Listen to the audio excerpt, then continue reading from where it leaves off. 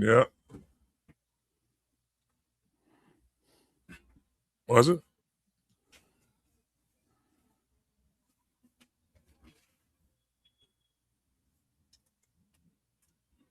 Pressing the wrong button.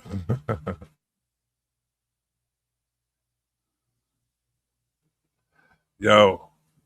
Yeah. That boy know how to make a record, man. I'm telling you. Who? I ain't even gonna say his name. They say we say his name all the time on this damn thing. Who? I ain't gonna say his name. I'm gonna say it's beep beep baby. Pull up on sweet sweet baby. That's a record. He one of the best pop records. He one of the best record makers in the history of the game.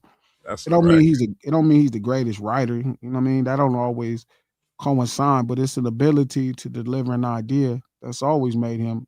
That's his real power. Mm-hmm. But Especially when you that's the collaborate with same all them thing people for though Michael too. Jackson and everything too. That's Madonna is like that. Madonna could do a bunch of shit. Madonna could do the same thing. She got busy like that. She can like think about Madonna pulling off Holiday as a funk record. Oh shit, is that birthday today? Yeah, today's Dot birthday. Well, no, Dot birthday is. I mean, Dot birthday and my mom's birthday the same day. Your mother birthday today, the 17th? Yeah, my mom's birthday is today. That's my mom's soul. She would have Happy been birthday, Mama Love. 69. Big Dot. O. I keep Oh, forgetting. I she's don't so know how I beautiful. keep forgetting Dot birthday and my mom's birthday the same day. I ain't even tell this nigga. Damn. Oh, I might Dot. have to go out and come Dot back. My finally body getting hurts. old, dog. God damn, Dot getting old. Happy P Day, old man. How old is he? Was he 38? 39. 39? Yeah. Time be flying, man. Man, this little baby. This little nigga grown, man. Nigga finna be 40 years old. Happy P Day, old man. Let him love them last year, the 30s. Man, rest in peace, big O, man. Happy birthday, mama. Should have been 69 today. Nice. Him and my mama got the same birthday. Dusters, Happy 39. birthday. What's that? What's this? Gemini? It's Gemini time, Yeah. right?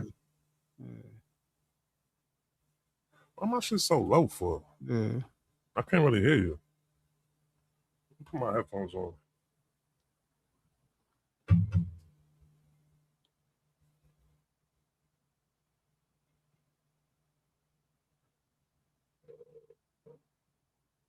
Pick up. You saying something? No, I ain't said nothing. I ain't picking up it. So Mac 10 went to Rose's car show and won Best Lowrider. Wow. Best Lowrider. I Lowrider want of to see the a year. picture of it. I want to see it. I think you showed it to me before. Yeah, I showed you when he was building it. And it set off an explosion in the custom culture universe. A full explosion. Why and so low for? With the explosion, it's a bunch of people that can't understand Mac 10's build. So when Mac 10 first set off to build the car, his thing was like classy. He wanted to build a low rider that was permanent. I remember we was talking about it when he first got it. And he thought he was gonna be in the car about $100,000, $120,000. Like his goal was to build a Cadillac that was worthy of being like showroom floor at Cadillac. So he finds an 83, 84 two-door Brougham. And the Brougham he finds, right? A two-door Brougham is a Cadillac, it's a coupe, right? But the difference with a two-door Brougham trap is the leather covers the quarter window. Okay. Like a regular coupe, a Cadillac coupe, the window is here, the vinyl is behind the window. But if you look at a two-door Brougham outside, interior changes, a couple other things, the thing you can notice the most is the rear window is covered, right? Not the glass, but around it, all around it is covered with vinyl.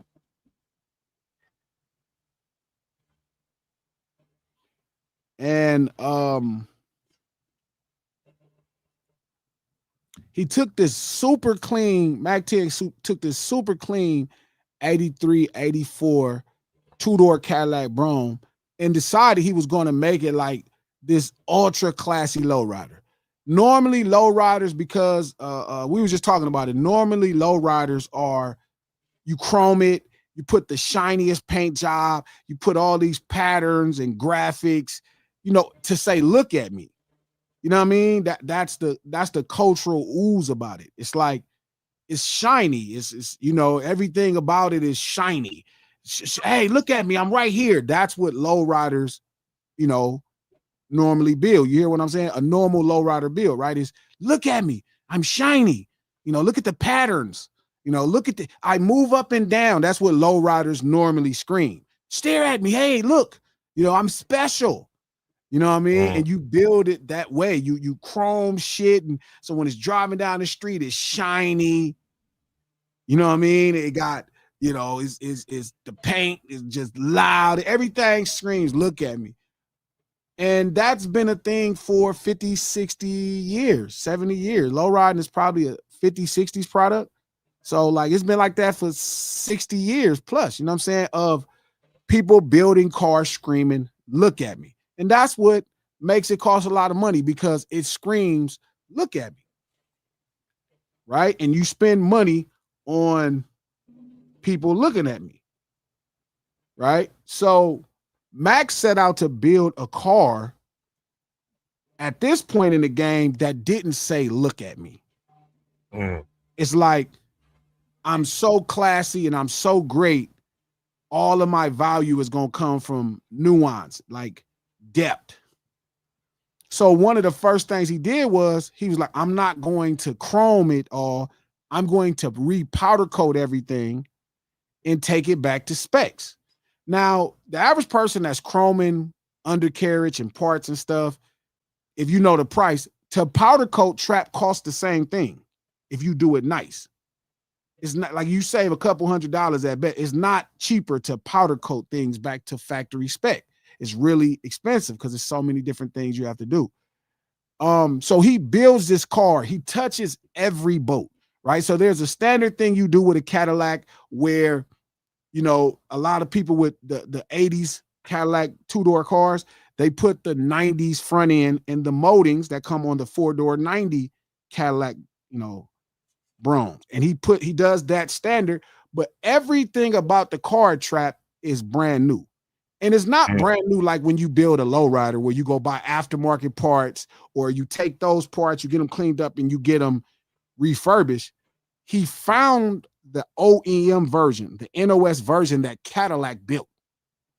Now, Cadillac hasn't built parts in 20 years. So it becomes a search of finding parts that still look brand new, that are NOS, OEM, brand new. Talking about like exterior parts that was like for like the outside of the car and stuff like that? Or you mean the like inside? The headlights. Okay, all right, yeah. Like they make LED headlights, but there was a time I was talking to Mac, right? And we was chopping it up about him working on this car. And he was going through hell just finding brand new NOS headlights. NOS meaning like it's factory. Right? Near original specs. Like, right? And so it had to be Cadillac manufactured or General Motors manufactured. But just to find a matching set that looked completely new with no clouds. Mind you, it's been 30 years. So even things that sit right at the shop trap in a box start to yellow, like shoes. So it took a year for him to find matching headlights that just look new. Like you look at his reservoirs in his car. His reservoirs are brand new. Like normally when you see people build Cadillacs, they don't go under the hood. When they go under the hood to start messing with the engine, they usually change the engine or they start pulling things away that you don't need for the engine. By that time, technology in the 80s, GM had, especially a luxury car like a Cadillac, had a bunch of smog options. You know what I mean? You wanted a bunch of small options. He kept all that shit brand new. All that shit brand new, Trap.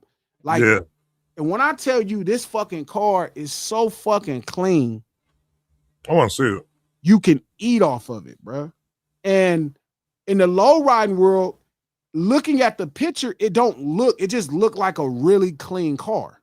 It looked like, oh, I've seen nice cars. No, this is different. And I was explaining this to Deuce and Gene. I'm like, bro, this is a radical build. Normally, when we say radical builds, we're referencing somebody who's touched everything, and then they showed you they touched it by engraving patterns. You know, you engrave on the metal a little bit to make a little artsy design on the metal. You touch, you put patterns on the side of the car to prove you touched it. This dude's build is so radical at this point. Like I showed Deuce a car that was like a clean stock car that's cut. And it don't look like brown liquor, Mac 10's car. Like Mac 10's car, normally they don't even put mirrors under a car unless you chromed it because you want people to see the chrome. Mm-hmm. At Rose Car Show, shout out to Tweet who built the car, him and Mac built the car. They put mirrors under it like it was chrome under there just to show you the factory look and the perfection. And everybody looking at the pictures talking shit. But the guy who other people thought could have won said, when you see that fucking car, you're going to notice the difference. You're going to notice the difference. And I saw the car and I'm telling my niggas, I'm like, hey, bro, this dude car is different. Like when he said I got a Cadillac with Porsche money in it. He got a new song called Only in California or King of Chevys. It's called King of Chevys. And he has a line in it. How funny is it? I got a Cadillac, nigga, with Porsche money in it. And when you see the car, Trap his Porsche money in that shit. He probably in that car $200-something, $300,000. I'm still taking a Porsche. Is it better than that other dude car that you the dude who used to play for the Clippers? The dude you showed me before? You talking about Chris Carr? Chris Carr, yeah.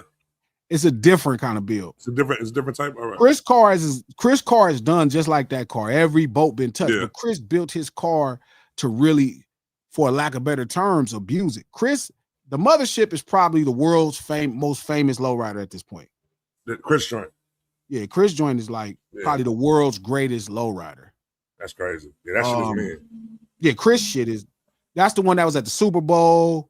Yeah. Chris shit is like, he built a car to drive every day, but it's clean like a car you don't drive every day. That's crazy. But it's clean up. Like Chris, if Chris saw the car, Chris gonna be into that car. Chris will be into Mac 10's car. Yeah. It's like one of the best low ride. It's probably one of the best. It's by far the best Cadillac I ever saw built. It's one of the best low riders I ever saw built. Talk about Max. Yeah. It's almost unbelievable, and I get it. How long will it take him to do it? Like 5 years. Because so when you order so normally when you build a car, you just order aftermarket shit. Yeah. Or you take the original shit that's on the car and then you get it redone. But if you have to find the shit Cadillac made as a replacement part and they stopped making replacement parts 20 years ago, it's a different challenge. That means you have to keep finding them. And then when you find stuff that's OEM and they send it to you, that shit might have yellowed. It's been on the shelf for 20 years. They ain't made this shit. Yeah. And so he didn't use none of this shit that's yellow. And man, when I tell you, like, that car, brown liquor is shit icy. Anything icy. Like if you bought a Porsche, you're gonna lose money. This car, you're not gonna lose a dime. Yeah. It's what it's worth. And if I was to do any old school car, I'd probably do an 850 BMW joint, 89 joint. I know some people that do that. Yeah, them 850s is mean. 850s is mean. They probably do that to do street racing, huh? No, not street racing. None of that to just clean it up though. Yeah, I be going back to the 60s and 70s on it. It's a classic. Them big hogs. Yeah, it's the classic for sure. What's about the 850s? Yeah. Yeah, 850s. So when you see Mac's car, you can't really tell. Like a picture could never do that car. You gotta see it. You gotta see it in person. Like I'm gonna show y'all something. Because they got music and I don't want y'all to hear the music. But bro, like, and if you look at it on the pictures, you can see the car is just clean. You're like, man, this car clean as hell. It's way different. Like it's radical, bro. Like they touch everything and they made it hella like crazy, bro. Yeah. Like it's one of the best lowriders I ever saw. Even to me, some of the hardest critics of lowriders, of car building, of custom culture, they saw it and was like, yeah, this is different. So when you finish with the Malibu, you gonna enter Hell into no, I'm not competition? building it like that. Not building like that? Hell no. Let me see. Will this picture, would it pop up all the way? And it's a drop too. Let them see. It's a hard top. It's a hard top? Because I can't blow the picture up. Nah, you gotta you can't blow that picture up. But take the overlay off though for a minute. What's the overlay? The just the banner of the whole No Ceiling podcast. We could see without the what's the name. Hold on, let me see. Just click on that, whatever. Yeah, right there. Yeah, look at this motherfucker, man. This shit is nice, man. And he went the Rose's joint and won the thing. Low rider of the year. That's crazy. Look at it. It's and you can't tell how clean it is. Got the big. You can see it's clean as hell, but you could never understand it until you see it next to other cars. Like look at the reservoirs like that, right? Look at the reservoirs. Oh, and he put the hydraulics on it too. Oh, it's front and back. Wow. Front and back. It's front and back. Is that what he won? That's what he won when he won it? Yeah. What did he win? You win that key. It's like a trophy. Fire. But it is one of the best lowriders I ever saw in my life. Like, did Rose try to buy it? I don't know. It's probably gonna cost too much money. I don't think Rose want to spend no money like that's $300. You probably want $300,000 for this car because you can't build the car. Look at the. So this is one of the things that you can't see. I hate that play is in the middle, and I know I'm giving y'all some hella street urban culture. Yeah, this is further than your favorite rappers to be able to explain this. The fact, right? So minus the fact that all those are batteries for hydraulics. Those are 4 square dumps. You see the battery. You see the trunk. You see that speaker box. Normally, when you see a lowrider, they don't have carpet in the trunk. They don't have the factory carpet in the trunk because that thing, right? The hydraulics you have a risk for it to catch on fire. So you don't want to have material anywhere where there's fire. So the average lowrider is going to have fiberglass or steel. They're not really going to have a lot of shit in the trunk that can burn because, obviously the hydraulics, it's a ton of electronics. That shit'll catch on fire and that'll burn your whole car up. Mac was so fucking desperate to make sure it looked factory. He took the original shit that go back there. He found the original material that goes in the trunk, had it fire retardant proof. Like they sprayed it down with the fire shit, right? They sprayed it down and then they tried to light it on fire. And when they realized it worked, just to put he did shit that people don't do to cars, bro. Not no low rider. Like it's a work of art, bro. Like just the seats is man. And they made like the natural Cadillac seat. That's the material. Quilted. Excuse me, that's the pattern of the original material. That shit is the shit they put in Lamborghinis. Yeah. So like when you sit in when you sit in the car, it's extra cushiony. Yeah. Like it's a different build. Look at the motor. Look at the motor. Look at the reservoirs. Where the liquid goes. Look at the sticker. You see this? Is this working? Is my cursor working? Yeah, you good. Look at that. Look at how it looks. This all original small shit. Look at the stickers. Look at everything about this car. It looked like it could have been 1983 and somebody just pulled this off the lot. Look at how clear the reservoirs is.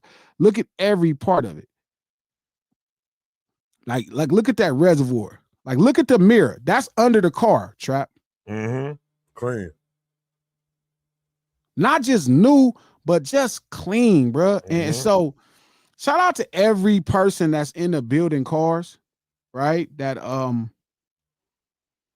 Shout out to every person that's in the building cars, right? Like I get it. I get it. From the outside looking in, you like, oh man, this ain't, it's just clean. No, brother, this is way better than your shit. Like he went way too far, and it don't scream stare at me. Every part of it ain't look at me, look at me. Look, it's not. It's like it's done. So when lowriders usually scream, look at me. This car scream, once you look, you can't take your eyes off of me. You can't take your eyes off of me. That's what he did in that car. Like you cannot, when you start looking at brown liquor, you can't take your eyes off the car. And that's how he built it. Shout out to Keenan. You got a G-body wagon. I got a 79 Malibu wagon too. We got the shop going up. That's dope, Keenan. We got the shop going up. Put the phone number down. Oh yeah. Yeah, so shout out to everybody that feels some kind of way. I really feel like a lot of y'all attitude is messed up for the task. I really think y'all should be happy that they gave that car, they gave that trophy to a real low rider, and it's a great build. Somehow y'all niggas found a way to hate. Y'all should be embarrassed. Y'all should really be ashamed of yourself. I ain't never seen so many niggas hating before on something so motherfucking cold. You could just see it on the scene. You couldn't build this car, man. You just couldn't build this car. You can't build this car. I was just telling Naomi Dukes, I'm like, you can't build this car, bro. You don't have enough time. You don't have enough time to build this car. You have to wait to find all this. It's crazy. This is different, and they don't get it. But when they see the car, I think a lot of the things will be solved once you see it. What else he gave out awards for aside from the lowrider? I think he got a donk competition. I think they got a high. I don't know. They just called. So it was regional shit though, really. Well, I mean, it's all car shit. Everybody go to dunk is what? Dunks is what? Was that box Chevys? No, donks is supposed to be 71 to 76 Chevys. Okay. Like what we call glass houses, they call dunks. They put wheels and do a couple other things. What they call the box Chevy joints? It's box Chevys? Yeah, they just box. I mean, I don't know. I don't think people in Miami call them dunks. I mean, I think they do some of the same stuff, but I think they call box Chevys. Can I tell them that the joint that you they can wait to hear that. Yeah. My man got one though, y'all. Yeah. Man got one. You think he gonna play at the next car show? Probably so. He gotta play at the next car show, man. Yeah. I think you're going. I think that song's gonna be a song that you might be pulling up to a lot of car shows performing that song, dude. Yeah. I mean, that's the point of the whole project, shit. Really though. Yeah, the whole 110 shit is like that. Yeah. It's like well, that's it's one meant of them, to kind of. Yeah, that's one. Neek said she got an 85 coupe. That's hard, Neek. You got a Cadillac coupe, a 2-door. That's nice. I crashed a Cadillac 2-door one time when I was living in Florida. Some in the 80s? It was the 80s, right? Yeah. Shame when I was in Palm Beach. Shame on you, bro. Word. But it's a beautiful car. It's not to be played with, and here's some advice. If you want to get into building cars, my advice is get you a 96 Impala. The 96 Impalas, the 97, 98, 99 Camaros are going to be the next classic wave of cars. The Impala, the one that's the police cars in New York? No, not the Caprices. They kind of the same, not the Caprices. So shout out to y'all, all the ladies at No Ceilings, at the lunch hour, all the fellas, the cars you should be looking at. Definitely start looking into the IROCs. They're about to go up. All the stuff in the 90s. The IROCs out the 90s. What about 94, 95, 96 Impalas with emphasis on the 96. 97, 98, 99 Camaros. They still cheap, but they're about to take a rise. What about the 94 Camry? Which is classics. Yeah, no. Classics. I thought it was gonna be classics was gonna come back. I seen somebody with one the other day though. Them Acura Legends in the 90s. Yeah, those was a big thing on East Coast. I can't tell you nothing about foreign cars, import cars. I'm not gonna call them foreigns because they imports. They're not foreigns. When they like that, they not popping like that. Aqua Legends was some shit. I can't talk about imports, but what I will say is American bred cars. Yes, domestic cars. So it's like 94, 95, 96, the SS Impalas, that's about to take a real rise. The IROCs, the Camaros at that time, that style of Camaro 91, 92, 93, especially the rags, those are about to take a rise. That was Thunderbirds. A couple of them. I don't know about the T-top. They had the T-top. Oh yeah, but I don't know in the 90s. I don't know what's gonna happen with Pontiac in the 90s. I don't know what's gonna happen with the 90s Pontiacs. Obviously, the classic Pontiacs, like Smokey and the Bandit, that's a classic Pontiac. You think the Lincoln's gonna get it?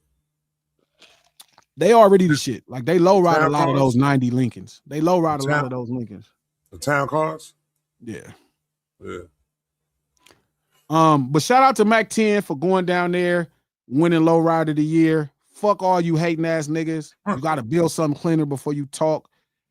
Stop hating. Start thinking. Wait till you see the car before you start hating because you just got it confused. He's a bum. Stop being silly. Get your shit together. I finally got a chance to see the Michael Jackson movie on Amazon. I don't know why you ain't telling me you was watching it. I gotta catch it tonight. Let's have a conversation though.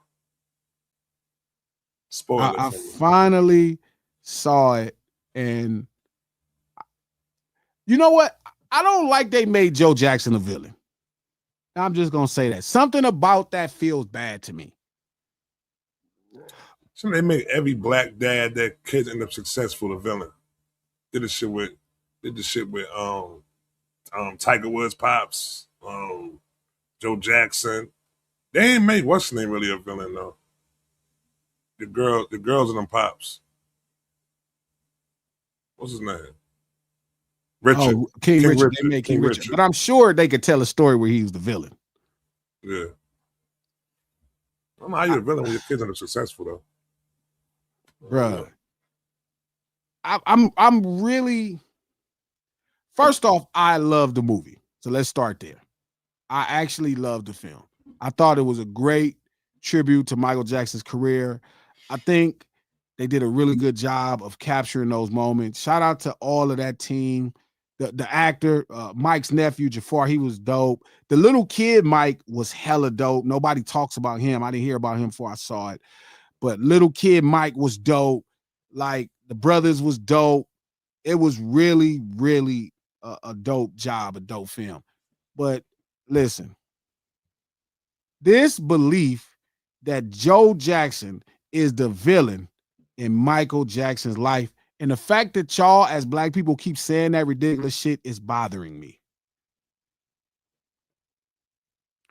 I agree with Lex. I think you have to have a villain, right? You don't have an early villain in Michael Jackson's story, you know what I mean, to make a compelling film. And this film probably struggled to be compelling in critics' eyes, right? Because Joe Jackson really is not the villain.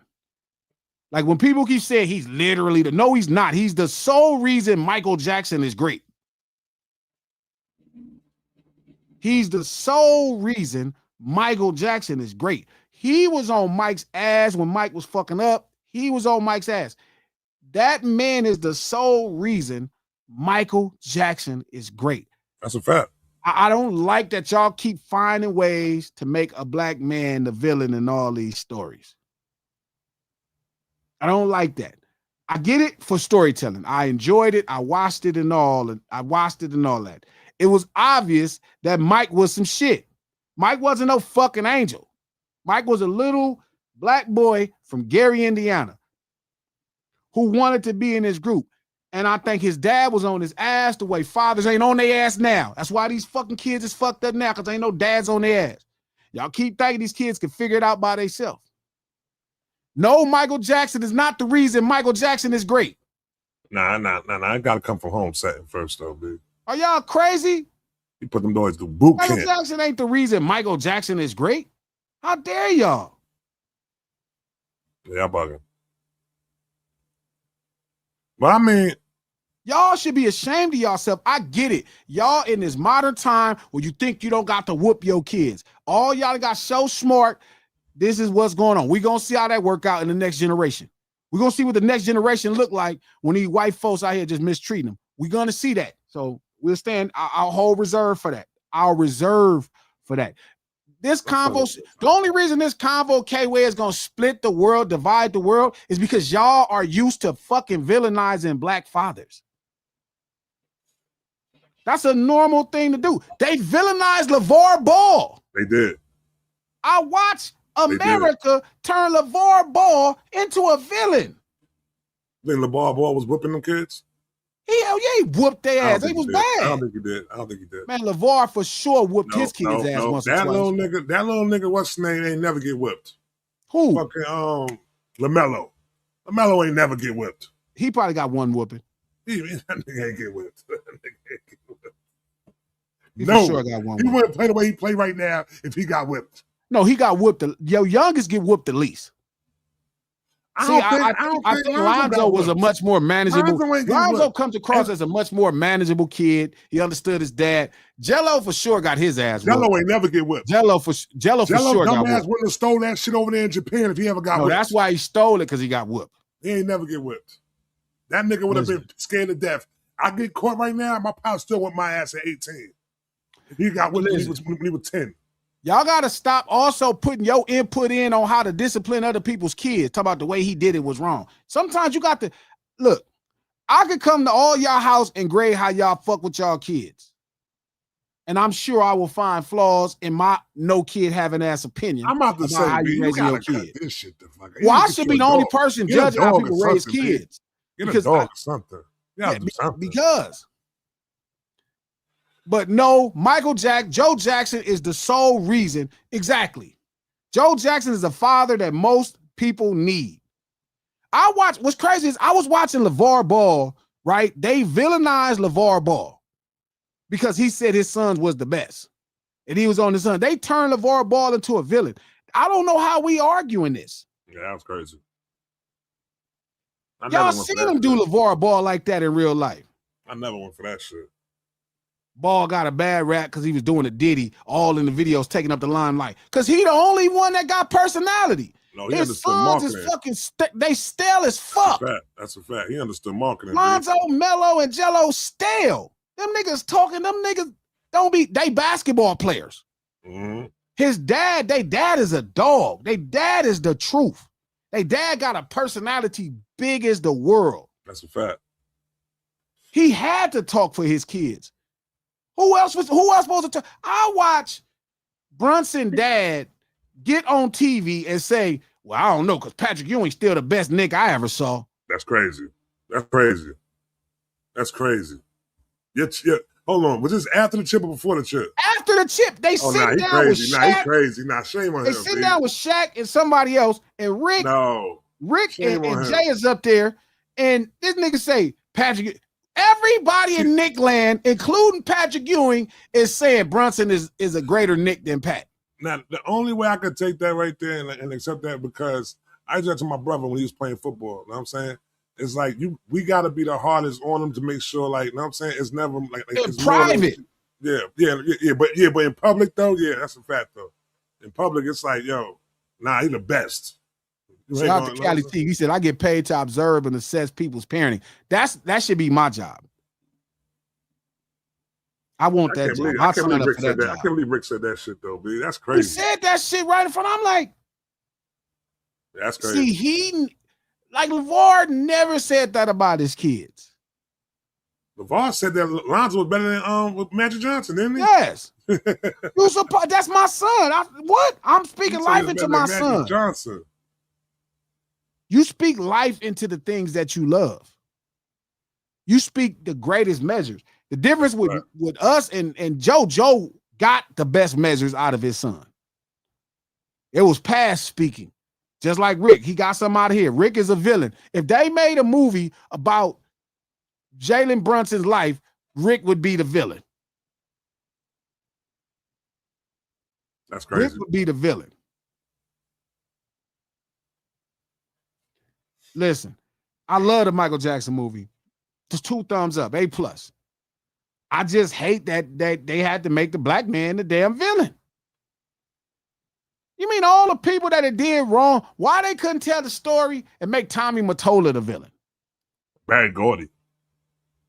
Or Tommy There's Mottola, all like kind of white men that you could make the villain. Why you had to find the one black man to make the black man every time, bro? Father at that. He ain't never said Joe was the devil. He said Tommy was the devil. You could have told the story around Tommy being the villain.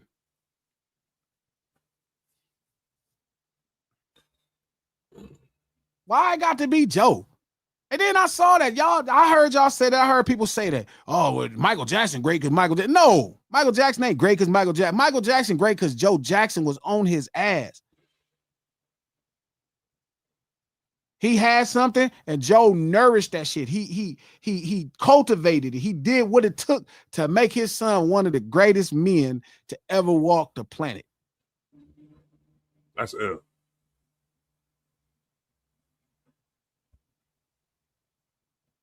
Like, that's what Joe did. What's crazy is I get it. Joe was on his son's ass. But guess what? It's Michael Jackson. Janet was younger than Mike. But he was the youngest boy though, right? Yeah. Out of how many? How many was it?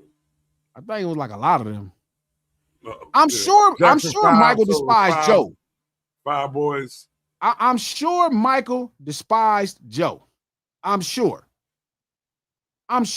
Anybody that demands my homies despise me.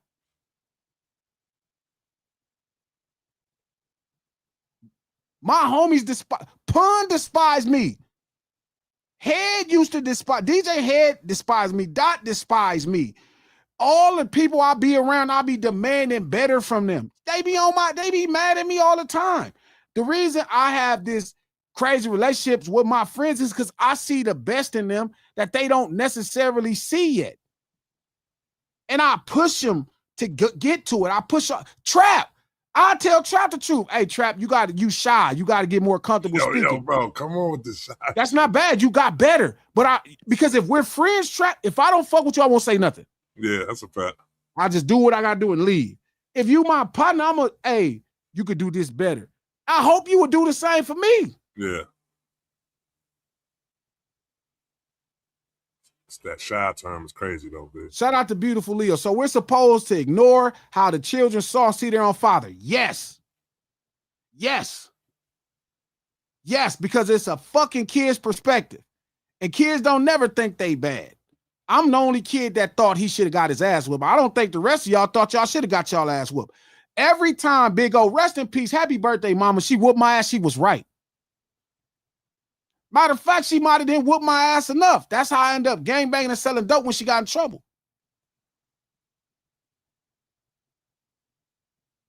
She didn't whoop my ass enough because soon as I got one little moment, boom, bad decision. Boom, selling dope. Boom, bad decision. That's what I'm telling you about. You got to be on these kids, man. Straight up, they supposed. I know they respected you, Lee. I know they did. Because that's the problem. We give these kids room, especially today with social media, bro.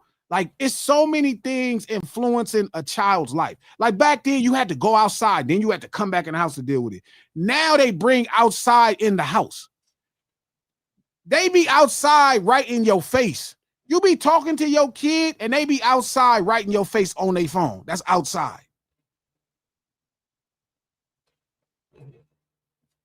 My mom had me set up. She put in all of this work. Rest her soul. Happy birthday, Big O. Happy birthday, mama. She had me set to be a pharmacist, and I wanted to be. She went through all the stuff, got this house in Compton in this neighborhood that did have some affluent black people working. So I didn't just idolize the streets. She went through all of this change. She moved to Compton, feel me, just so I would not grow up a sellout. I swear I'll never forget her telling me that.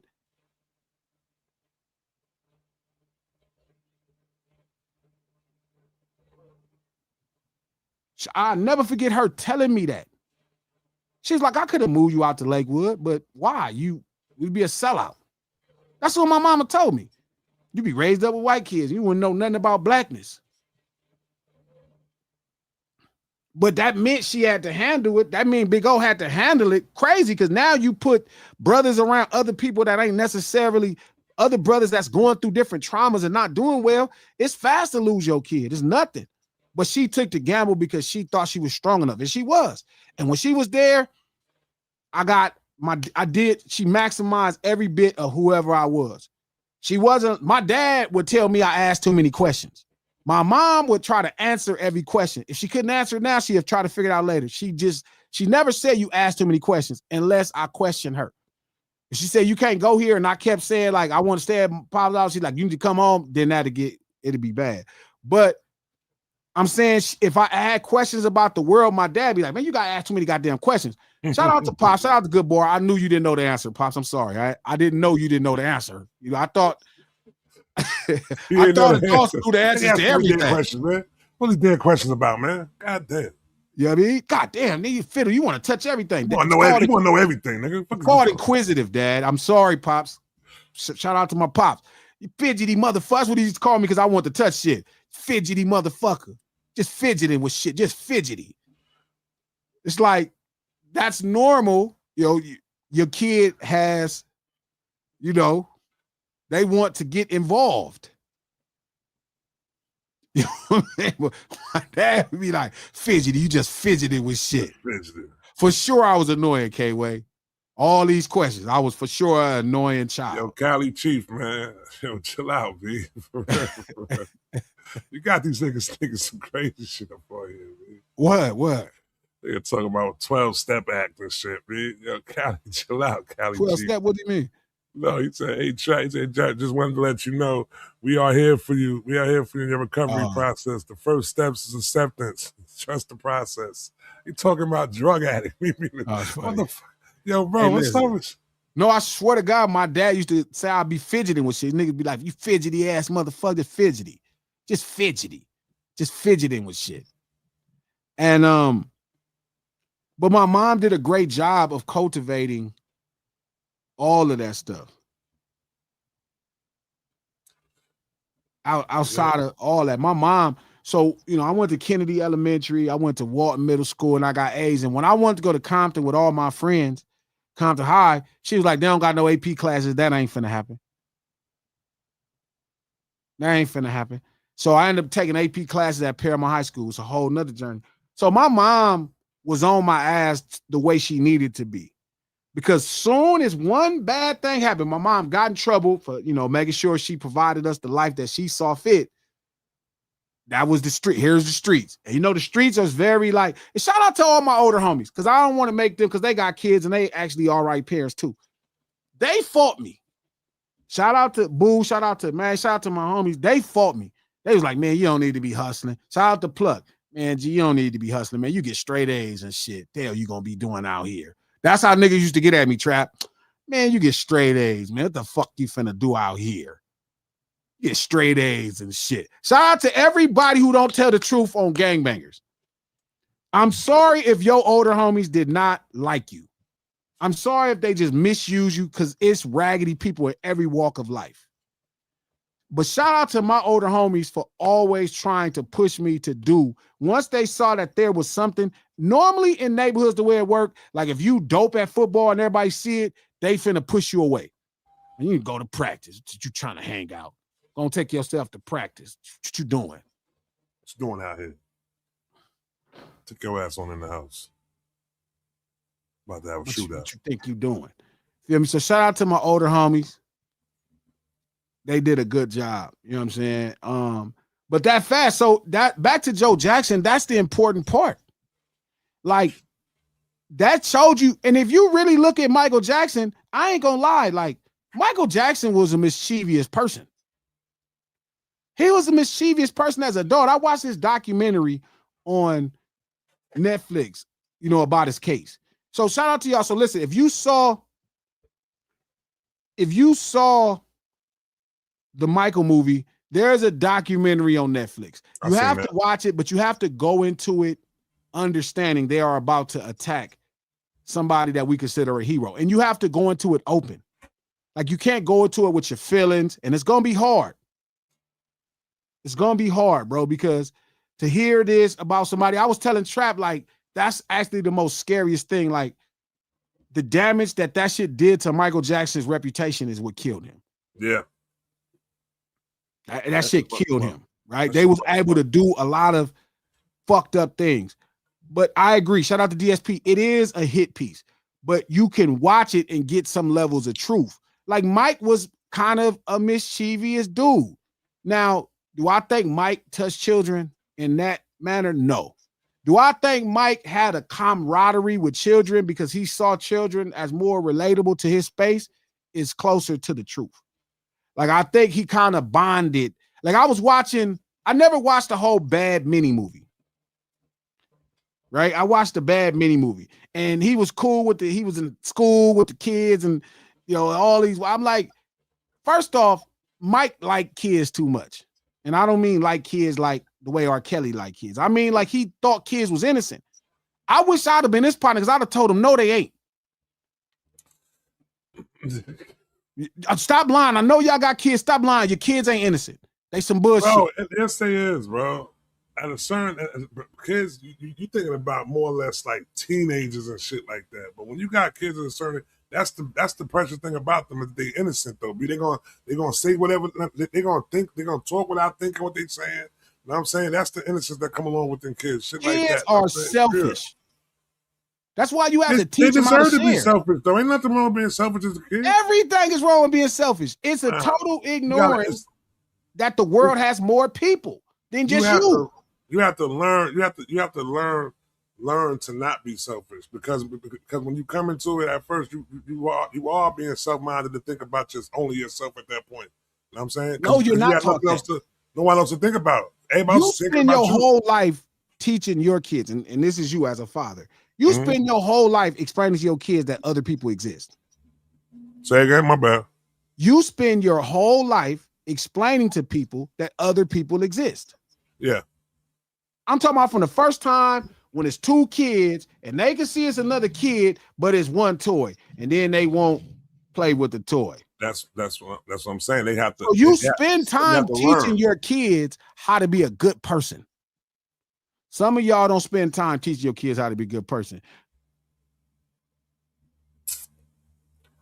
And I agree with Mr. Stacy. Kids only selfish because we spoiled them, which to me, like, that's another thing, y'all parents. I'll be watching y'all. And this is why I fuck with Joe Jackson. Joe Jackson he spent his whole life teaching Michael Jackson how to be responsible for his family.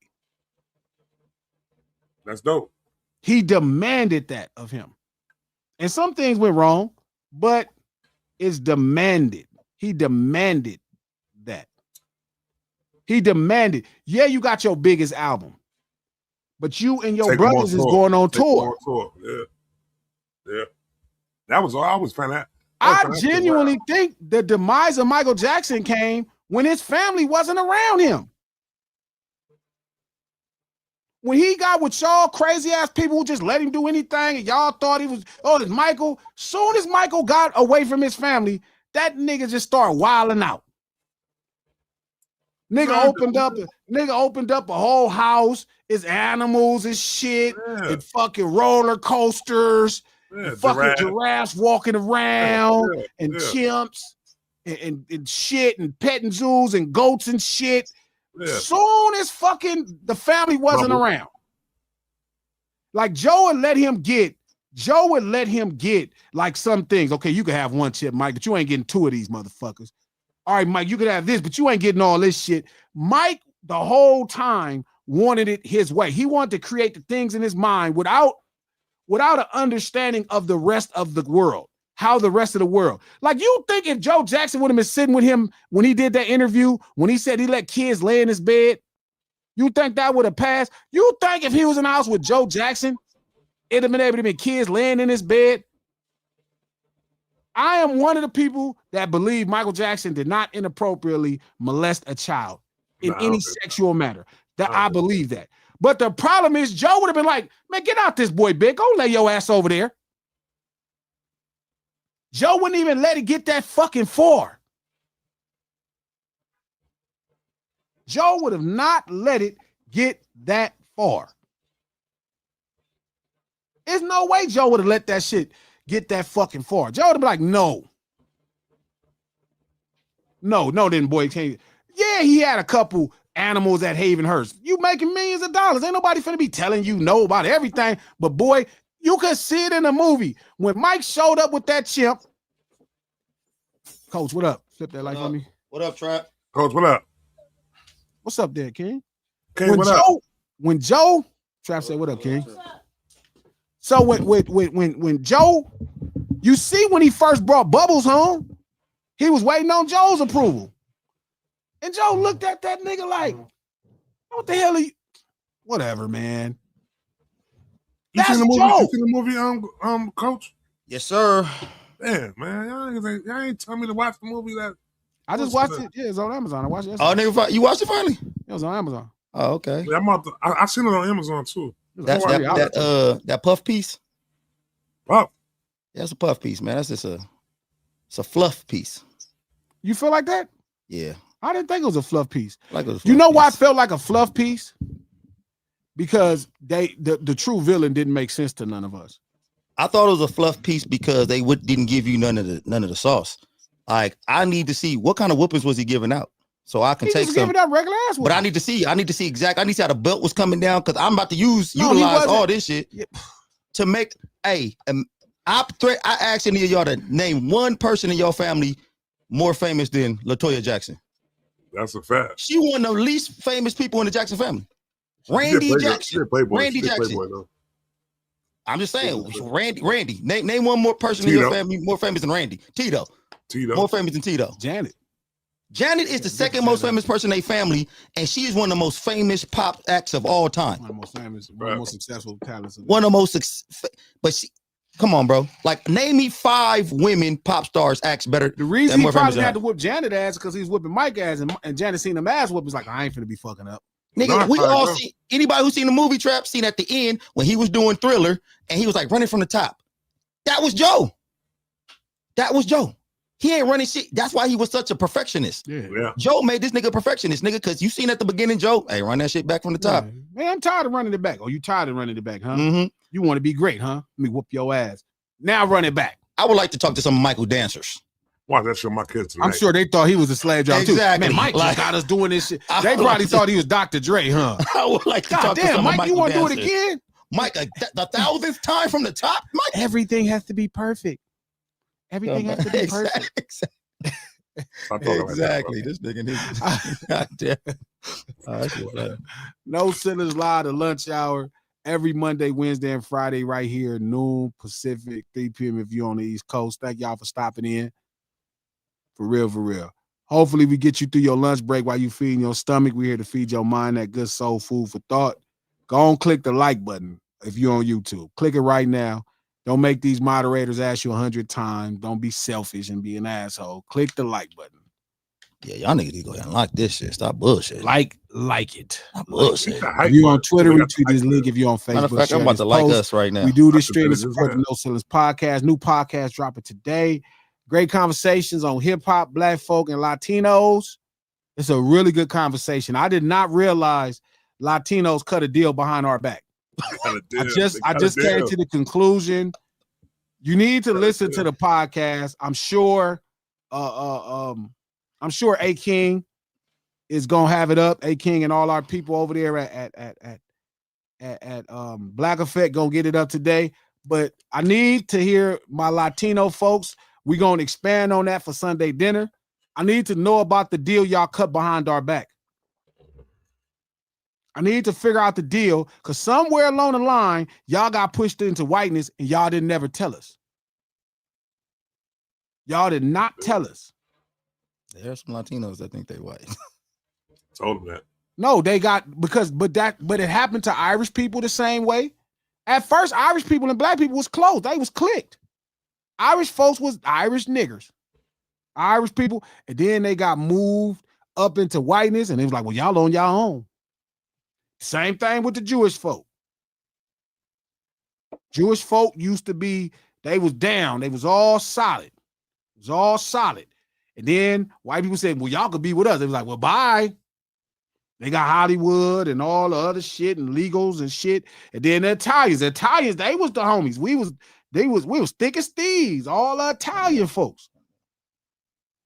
All the Italian folks was with us. And then they got the fire department and then construction. And they was like, well, y'all on your own.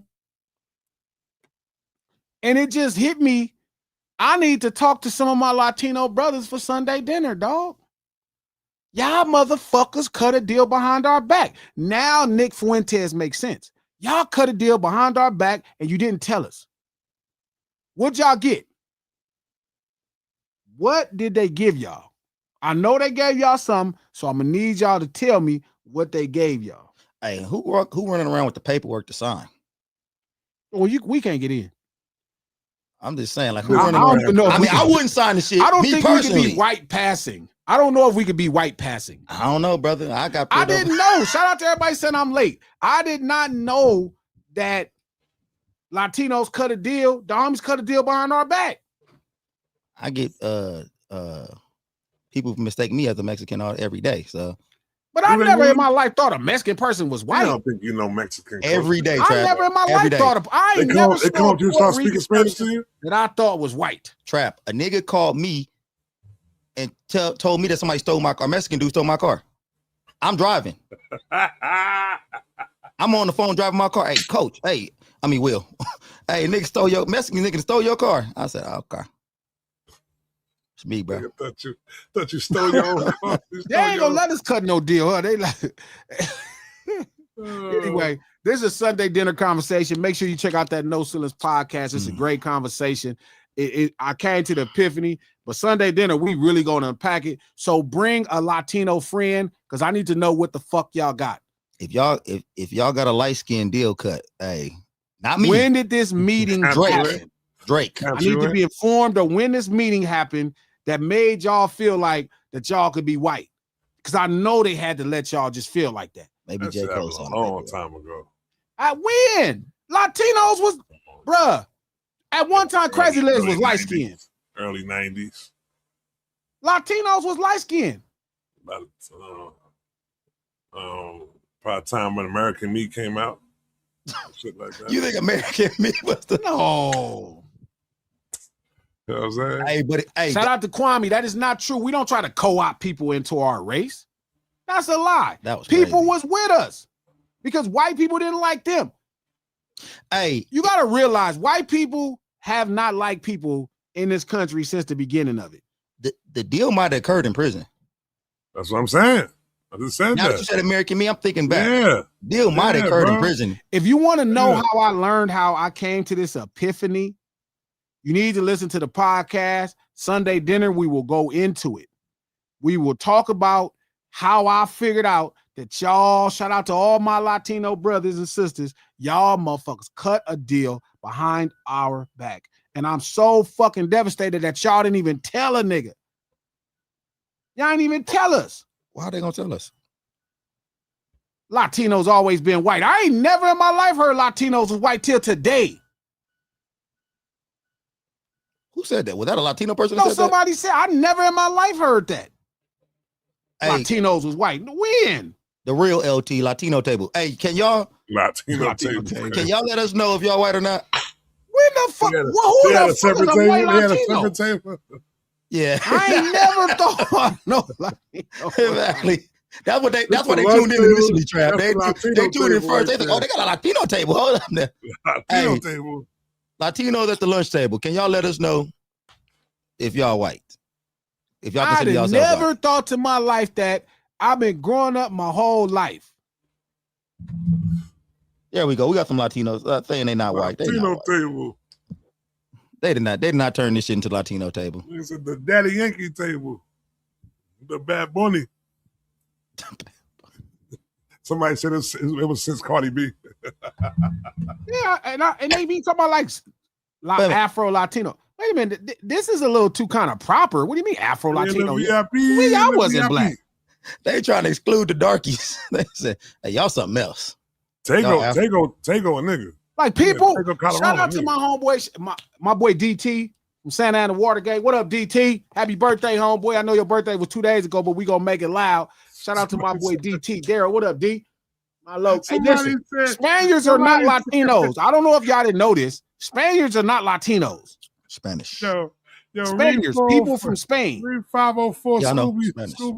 3504 Scooby. Yeah, Spaniards are not Latinos. You see that shit, Coach? What? Look at 504 Scooby. Spaniards are not Latinos. So when y'all say what you think Spaniards are not Latinos. You see it? Yeah, I'm looking at it. Right Spaniards are white people. Say exactly. Excuse me, Europeans. I like the term European. We gotta fix because white people is only an American thing. Russian people ain't white neither. They just Russian. Spaniards are not Latinos. You said without an accent. Oh man. Let me get to this. Everyday trap. Shout out to Tasha. Tasha, thank you for the 50 check dollars. Hello, Glasses Trap and the lunch table. Happy birthday, Dot. Tasha, happy birthday, Dot. Tasha, here you go again. Oh Tasha. Man, dog, you wasn't here. He wasn't here. I know, bro. but you know I'm coming, Tasha. You know I'm coming, Tasha. Tasha, you know I'm late. Tasha, what up, Tasha? What up, T? What up, TT? Tasha, I be coming from Burbank, Riverside, Victorville, all type of places. Come on, speeding, going 90 trying to get here, Tasha. Come on, just throw me a hot. Happy birthday, K Dot. My boy K Dot finally old. Dot about to be 40 next year. Boy, you old, nigga. My man Dot finally growing up. Ain't no little snot-nosed kid no more. What's up, homeboy? Happy birthday. Happy birthday to my mom. Happy birthday to Ice Cube. Happy birthday, Big O. Big O. The biggest gangster. Happy birthday to Tupac. Somebody else's birthday tomorrow. Oof. Happy birthday to Ice Cube. I seen Cube's son post some dope messages. You know what's funny? I love following Cube's son and Cube at the same time. That just means I'm such a fan of Ice Cube to watch his son grow into his own and then show love to his dad. I'm sure he whooped his son ass too, because his son probably was bad too. Whoop his ass. Yeah. That's why his son is great. That's why your son's a great actor, because he whoops some ass. That nigga in the greatness. Whoop ass. Like the Jackson Shout out to Tamia. Thank you for the 4-month membership. G, you should call Kendrick while on stream and tell him we all said happy birthday. You know what? If he texts me back, I'm gonna hit him back and we can all tell him together. I'm sure he's doing something cool for his birthday, like sitting around being a man. Doing something fly. We don't do nothing for our birthdays. Doing something fly for his birthday. Definitely not doing nothing fly. Okay. Shout out to K-Way. Thank you for the $5. I want to customize a horse and buggy, and I want the horse to have a BBL and a Brazilian wavy with diamonds on the tail. Hook me up, G. What? A horse with a BBL? They already got those on Instagram. What the hell? That was our brothers from the Latino thank table? You for the 20 check dollars. Gentlemen. Winky Eye Kai. Oh, shout out to the $2. Ladies. Kai back with $2. Natasha, I'm the one gentleman here. Wait a minute, I'm a gentleman. The hell you mean? Oh, that's crazy. You just make us not nobody. Wow, shout out to Fairway. Thank you for the $5. G, you speaking Mandarin the trap. He didn't learn how to drive till he was 48. No need to drive in New York City. Spurs I'm not 48, bro. I'm 45 years old. What the hell? I'm 50. Tell everybody I'm 50. Wait a minute, Trap, you can't drive? Yeah, I could drive, man. No, you can't. No, he said shout out to Lamont Ragland. Thank you for the $5. The same people that conspired against Mike, probably the same people that have soul food sounds at KFC, G. Love the movie. Seen it with seen it 4 times with the fam and friends. Yeah, I got it. It's still on rental, so I'm gonna watch it again today. I'm gonna watch it today for sure. Trap, how many feet you use to drive? 1, man. Come on, Shout out to Lamont Ragland. Thank you for the $2. I love Mike and forever hate what they did to him. That's because Joe Jackson, as soon as he got from under Joe Jackson care, you see what happened. It wasn't even no time neither. It was the bad tour, problems. See, y'all don't understand the importance of a black father, and this movie showed me that. If you're saying it's bad, it's bad, then I'm blaming it on Keith Sweat, though. You blame on Keith Sweat? Keith Sweat messed the momentum up, dude. Dropped that album the same year. Shout out to New York. Shout out to 42nd Street Jazz. Thank you for the $5. Working on a 69 Buick. Mac going all OEM is definitely an ambi build. I was trying to explain this to my homie how radical that build was, because I get it. Radical builds normally is what we classify as radical builds is patterns, graphics, engraving. But it's really the radicalness is how much detail in it that's not standard. And that's the thing that makes Mac 10's brown liquor car so great. Well, that Mac 10 shit you sent? Yeah. Oh, that shit was fire. No, not that one. Not that yellow. Oh, okay. It's a radical build. Is it the brown one? Let me see. Yeah. Pretty sure. Nice. I thought it was a brown. 6'9" Buick is dope. Which car? Shout out to Miss Hummus. She gifted 5 memberships. Y'all grab them up and make sure y'all support Miss Hummus. She does her stream after this stream. Continue the conversation, Miss Hummus. Continue the conversation. When I'm gonna be invited to the conversation, yeah, Miss Hummus. When you gonna invite Coach and us to the conversation? Yeah, you ain't invited that nobody. Shit just crazy. The only person you invited. I pulled up there one time. I pulled up there. Shout out to K-Way. Thank you for the $5. G, I got a 95 SS with 160,000 miles on it. My bro left it to me before he transitioned. It's just collecting dust in storage. Where should I get detailed? You can sell it to me. Check that out. I'll make sure bro thing fly right. This nigga vulture. But I got you.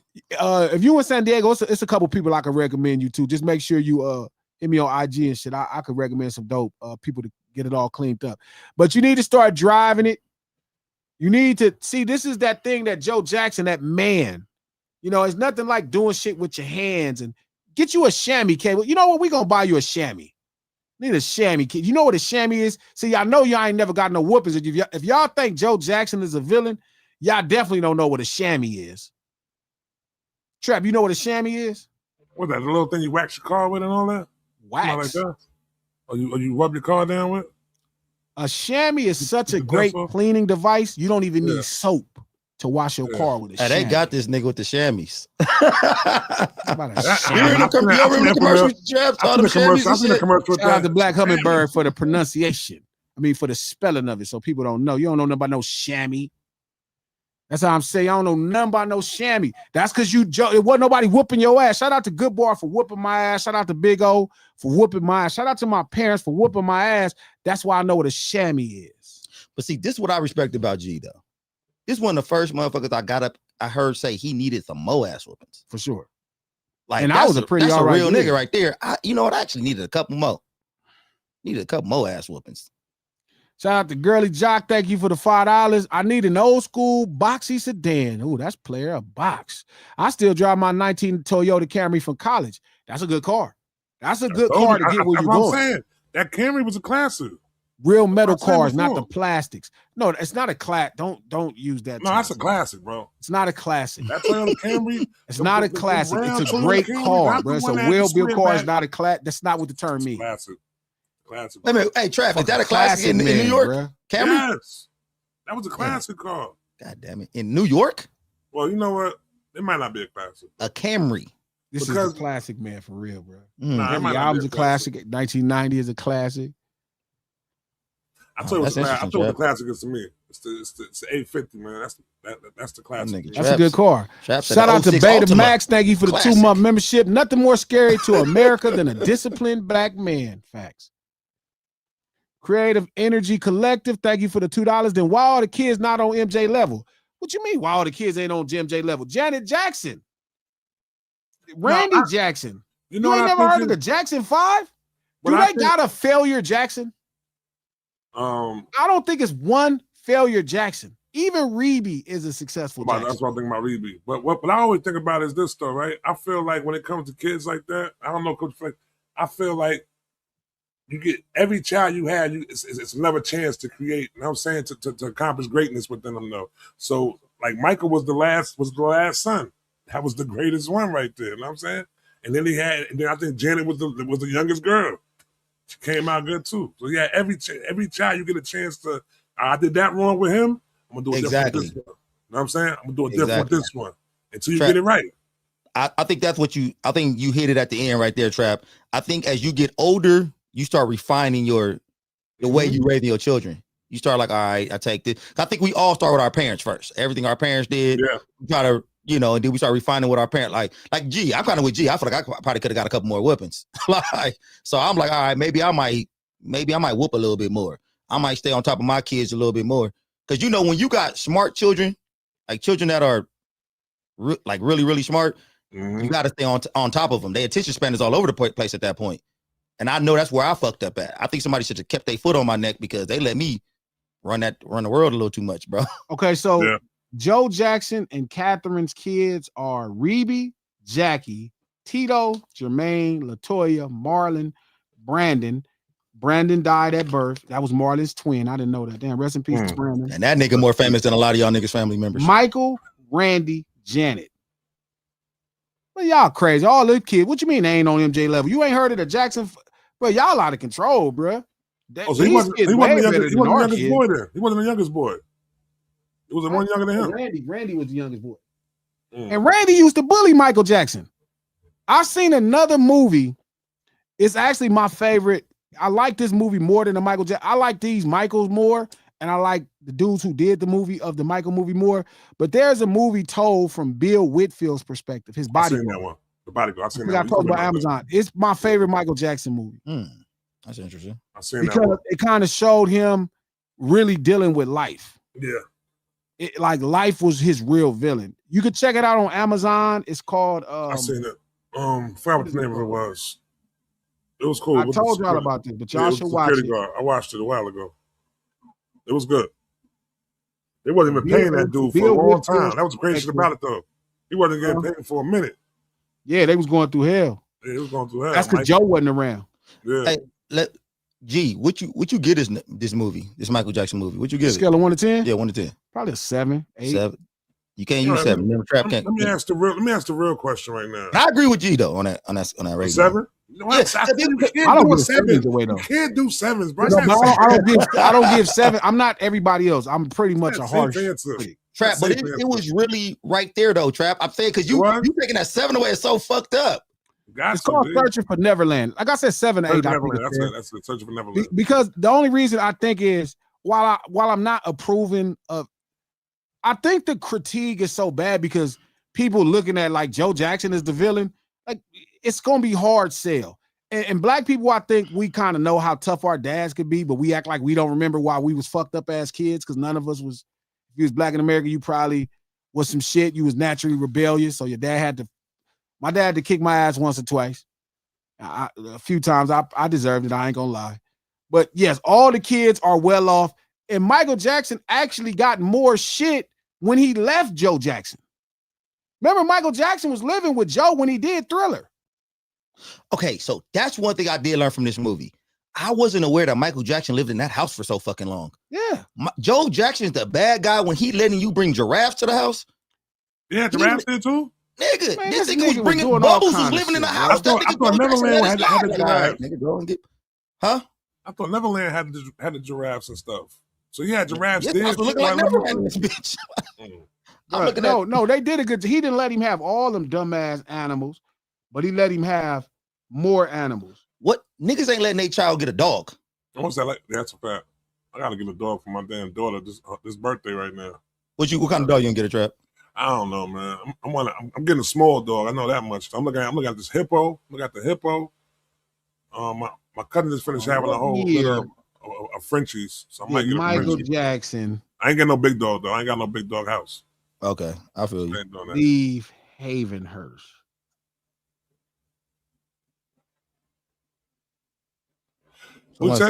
Somebody said Jermaine a failure. Jermaine a failure. Michael Jackson. Hold up, listen.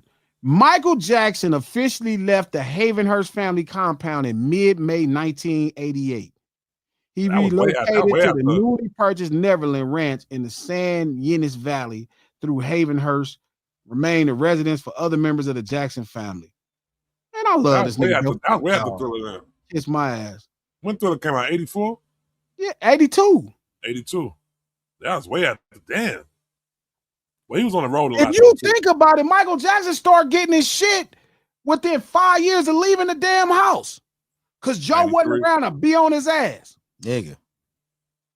Y'all got to respect black dads, man. He probably should have stayed with all that Sony stuff. Well, that Sony publisher, we start getting the bullshit. Let's keep it a buck now. I'm sure Joe would be like, hey, don't fuck with that. Don't fuck with them people shit. Don't fuck with them people shit. Don't fuck with them people shit. Oh, fuck with them people shit, Michael. Don't fuck with them people shit, Mike. People shit. Talking about giving these motherfuckers back to the publisher, man. Leave them people shit alone. Leave them people shits alone.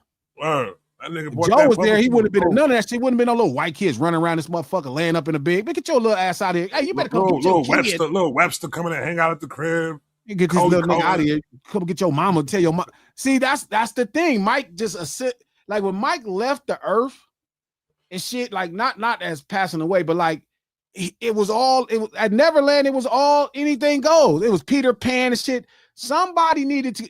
Joe Jackson was the one person that kept Michael Jackson grounded in the reality that he was a black man.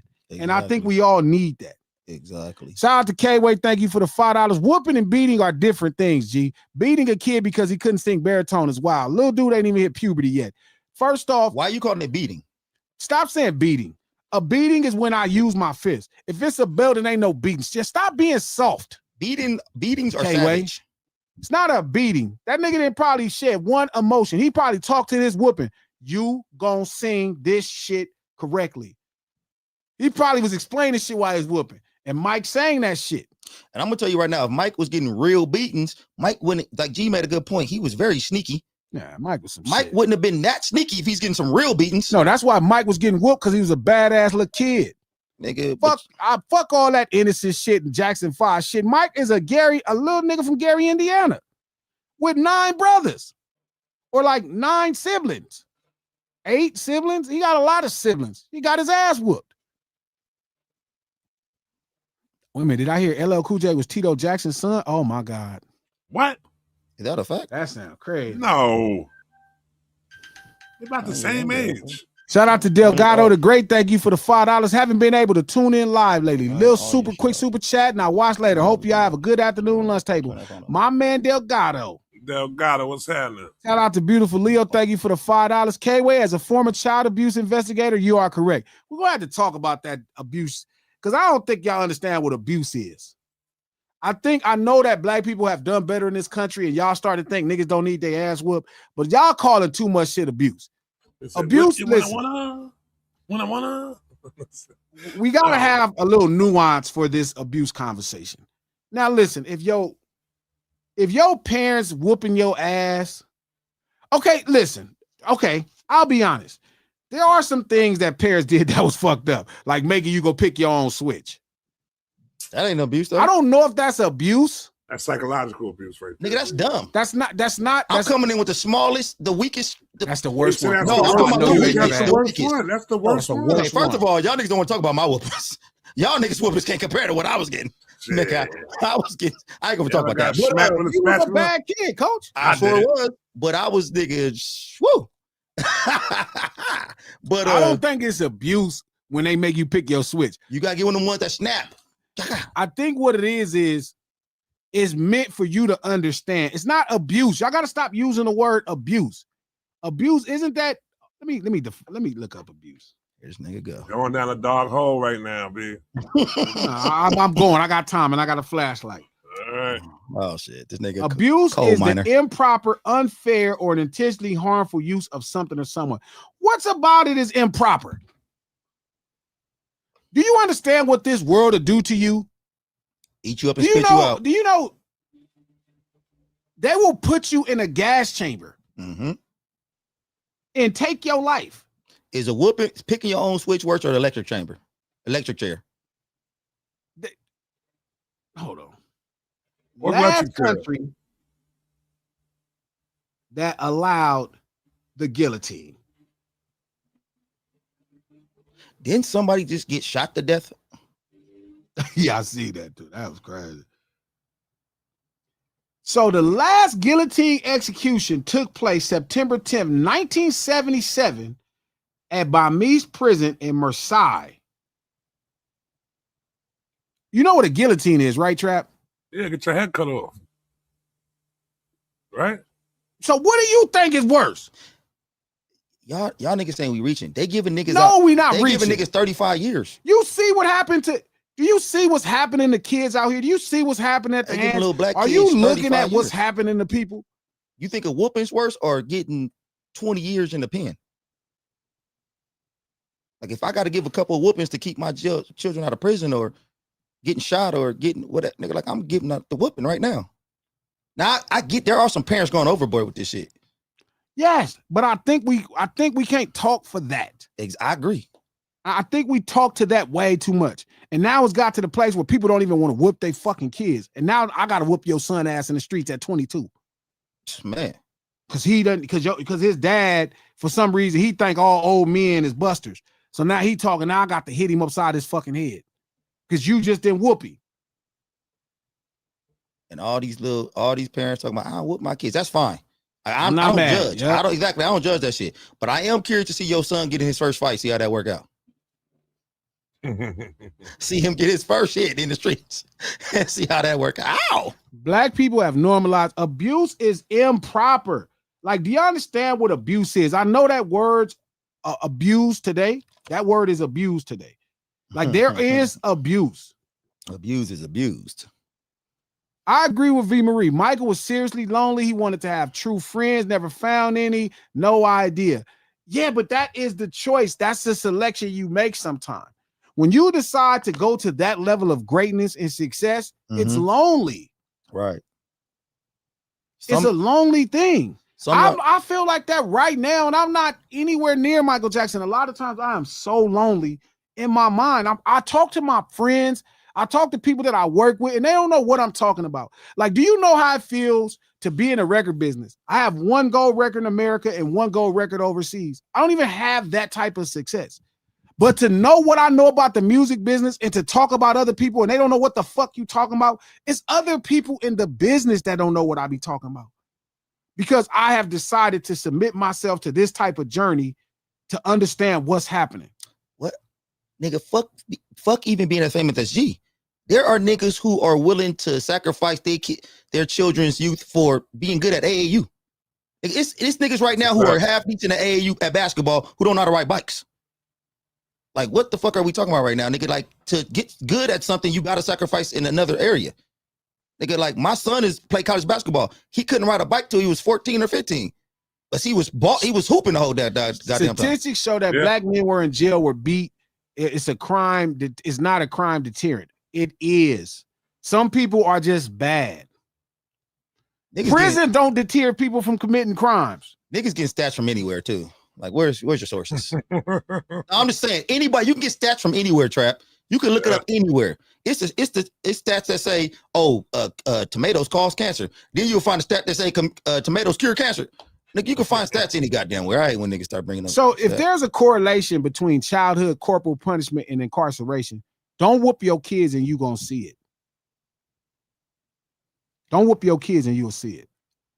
Keep thinking that you can explain. If your kids can understand everything through explanation, you wouldn't need to be there.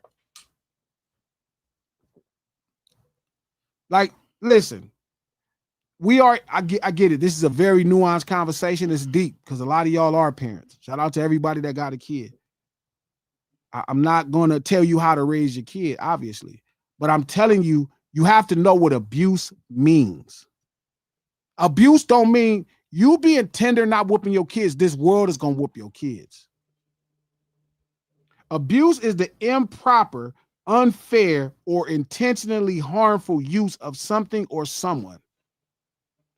Improper, unfair, or intentionally harmful. Dude, we're saying give out responsible whoopings. We're not saying, they acting like we saying take a machete and start spanking your kids, bro. Like, what's happening right now? Dot used to be mad at me because I always told him I thought he was going to be great and I thought he was going to be able to figure it out. And I pushed him to make records and I pushed him to do like dope shit and really just, there was a moment to me where Dot was doing well.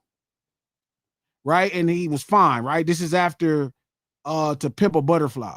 Like, he was making money. He pretty much at that point was a millionaire. Right. He was going to be able to make $1 million doing shows. But it was like he was such a much better talent than that. He was such a much better talent than that.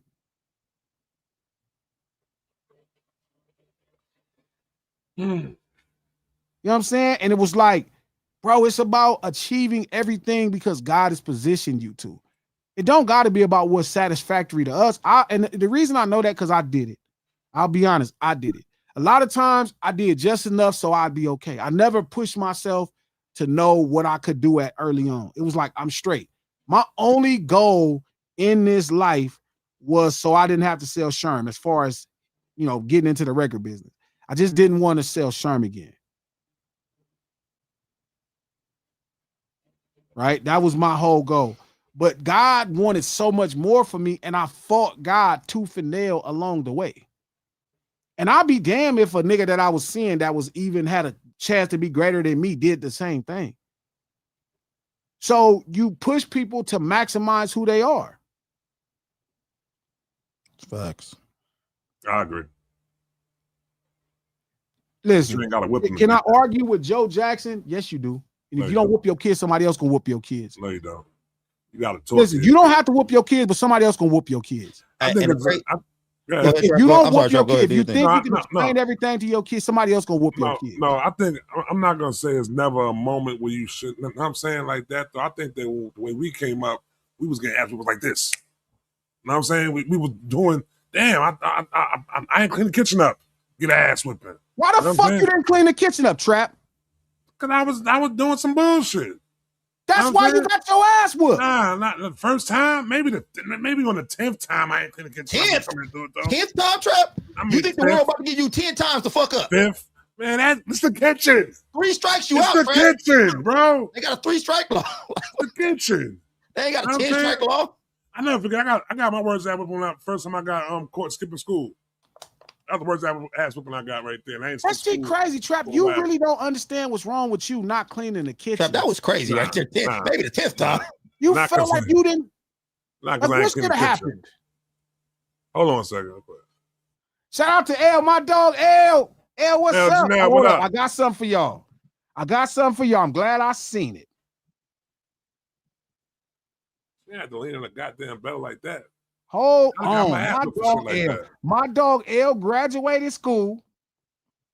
Hold on. We need to help send L Janelle to Paris to study abroad. Oh, shit. L Janelle is going overseas to study. We need to help her send her there. It was a last-minute acceptance. She got a partial scholarship. Her flight leaves Thursday, June 25th, first time out of the country. Big L. What is y'all talking about? L Janelle, a special opportunity to study abroad in Paris. I was recently accepted into a Paris study abroad program. The total cost is well over $8,000. I received a partial scholarship. Now I just need help getting over the line before my flight on Thursday, June 25th. Your support helps cover housing, travel, food, and study expenses. She'll get to go to the Louvre, to Notre Dame, Eiffel Tower, yes, sir. Saint Denis, nice, Versailles. We were just talking about Versailles. No. Oh my God. We need to donate. Cash App, $, L Janelle. Somebody put this right here. Hey, put this shit up. Miss Hummus, where you at? Miss Hummus, put this in there. Cash App. Why you gonna say that for? Miss Hummus is gonna do it. Miss Hummus is a pro woman. Yeah, Miss Hummus is a pro. Miss Hummus is pro woman. Matter of fact, Miss Hummus probably gonna be the first one to donate. Talking about Miss Hummus gonna be the first one to donate. Miss Hummus gonna donate. I'm support at any level. $25, $50, $100, $250, $500. Let me send this to my dog. I'm gonna send this to Fatima. What up, Fatima? She can put this up. I'm gonna put this on my YouTube. We're gonna make sure we get L over there. Let him get some of that old Chi-Town up in France. I wonder if L got whoopings. L for sure probably got a whoop because L is definitely like me. She asks too many goddamn questions. I wonder if L got whoopings while she doing all this dope shit. That's what's up, L. You know I got you, girl. Yeah, we all got to chip in on for L. Sure. Like facts, man. Just send me got to chip in on L. Yeah. L is doing it up. Big L. Fatima, make sure you put that up, Fatima. I know Miss Hummus ain't gonna take her time. Yeah. No, it's not. Miss Hummus is crazy. Miss Hummus is so pro woman. Hell yeah, whoop their ass. And Miss Hummus, you had Trap on the show? God, everybody else. I fuck with Miss Hummus. That's my girl. Miss Hummus even though the Spurs lost on Miss Hummus, I see you ain't talking too much now. Can I argue with Michael Jackson about him feeling and they making this film that he got abused? No, I can't. I can't tell you. Michael Jackson can feel how he felt. I know Michael Jackson wasn't getting in no motherfucking trouble when he was at Havenhurst. Michael that was the trap. Yeah, I bet you none of this shit happened to Michael Jackson when he was at Havenhurst. He wouldn't have been in this type of trouble, and a nigga would have known how to speak when he did get in some trouble. He wouldn't have came in there and be like, yeah, they did stick Michael Jackson was in Havenhurst 1988. Look at everything after he got in trouble. They did. Yeah, they actually was in the bed with me. But nothing happened. Like, Joe Jackson wouldn't allow him to say that bullshit. Kids wouldn't have been sleeping in his bed, Trap. Y'all got to understand the type of mind that goes into that space to be where he at. You need somebody to reel your ass back. So no, I agree. I cannot argue with Michael Jackson about how he felt about getting his ass whooped with a belt. I cannot argue that. Kids gonna feel how they feel. Trap, what the hell would happen? Michael Jackson walked his first kid up the stairs to his room, and Joe walked by. Joe like, hey, Mike, where the fuck you going, Mike? Dead on them. They said Trap is right. Go Trap. Abuse is legal until you are 18, then it's criminal. It's not criminal if somebody whooped your. What do you mean criminal? You ever got your ass whooped? Some of y'all say some shit to me that'd be so weird. This country, this world has been whooping each other ass for a long time. Ain't nothing about it criminal. You think it's criminal what's happening right now? Then why ain't nobody arresting Israel? Why ain't one person arresting Israel if it's criminal? They kicking it, they whooping the shit out of Palestinian people. They whooping their ass. Why ain't nobody kicking our ass? We whooping Iran ass right now. It's crazy. What's criminal? This insane. I got 2 sons over 18. They know, right? To this day, they fuck up, do some weird shit. I agree with V. Marie. Glasses still need whoop. That is true. To this day. I don't give a fuck about no ages. I don't give a fuck about no ages. I wish I had Joe Jackson on my ass right now. Damn it. I wish I had a Joe Jackson right now on my ass. I'd be further. I'd be doing what I'm supposed to do. But I tell you one thing, none of that bullshit was happening before 1988. Hey Mario, hey, we trying to let that die, Mario. Don't bring that up no more.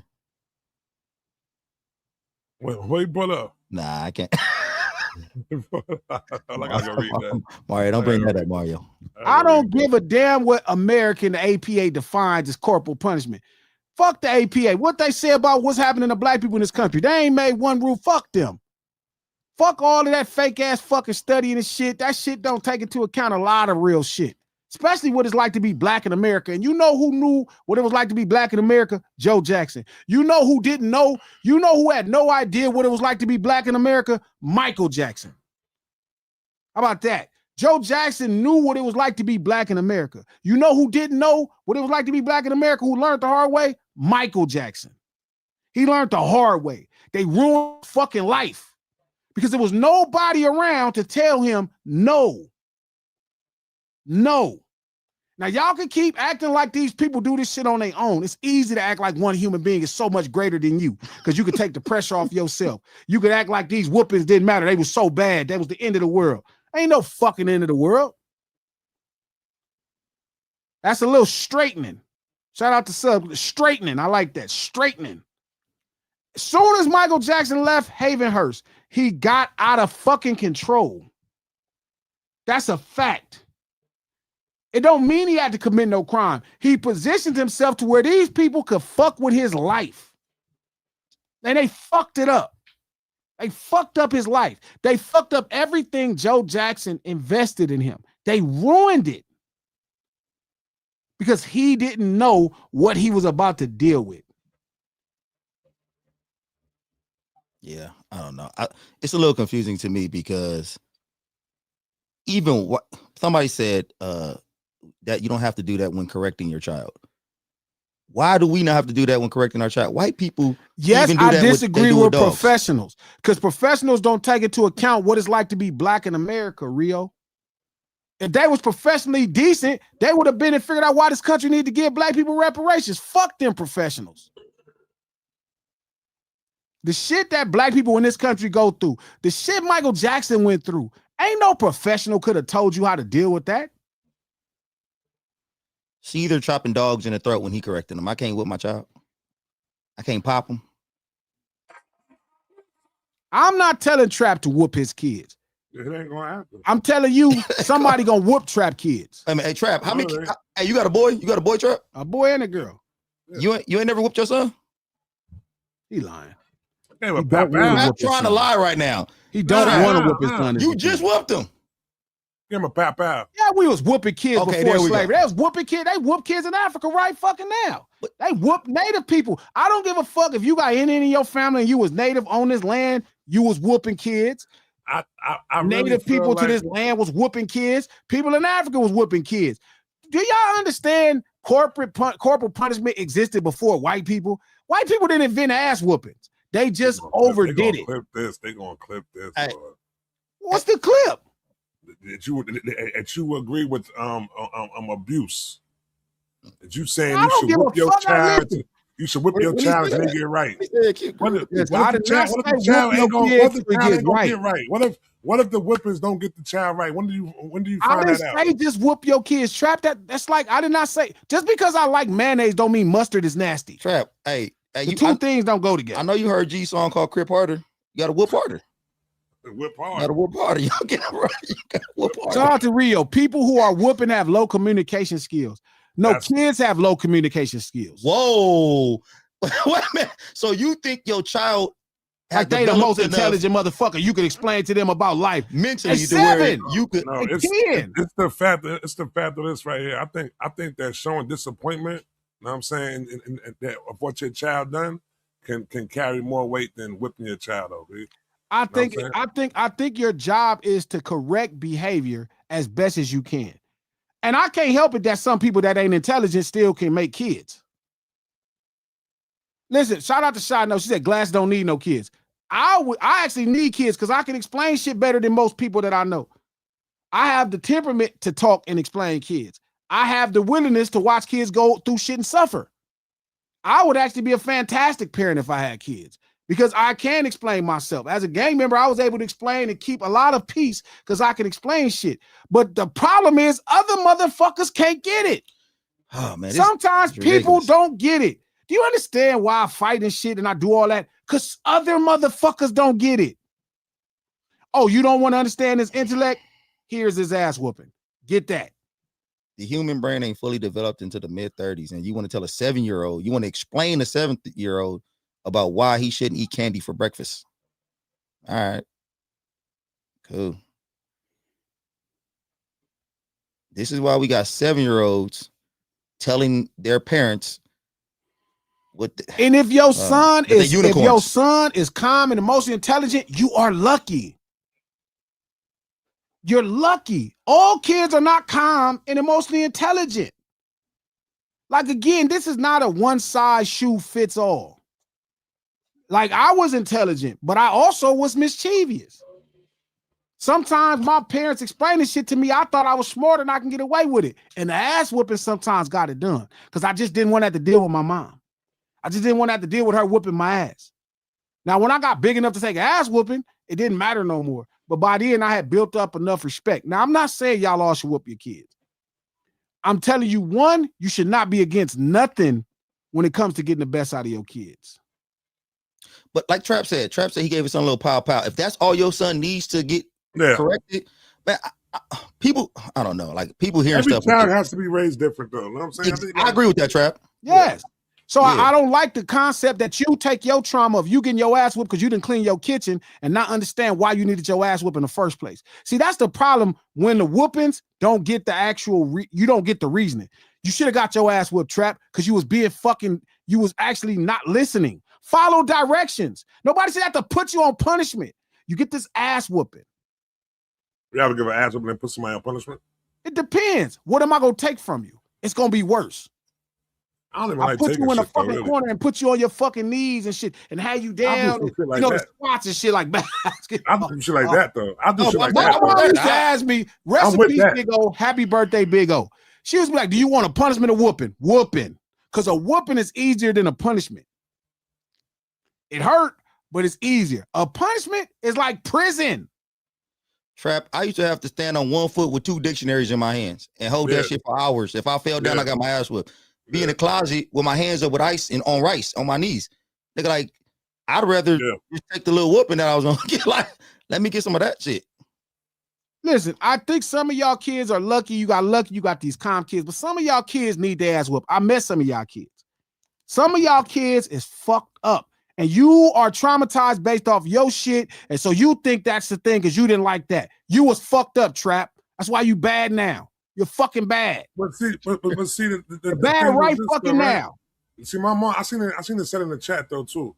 My mom's took the way that she raised me and the way she disciplined me way different than she did my brother. You know what I'm saying? And I turned the way I turned out, brother turned out the way he turned out. And I'm gonna say she ain't give him no whippings. She might whip him like one time. You know what I'm saying? That man turned out to be he was just in Forbes magazine fucking last week. You know what I'm saying? Like, so it just and it was he was just a better sperm than you. Could have been.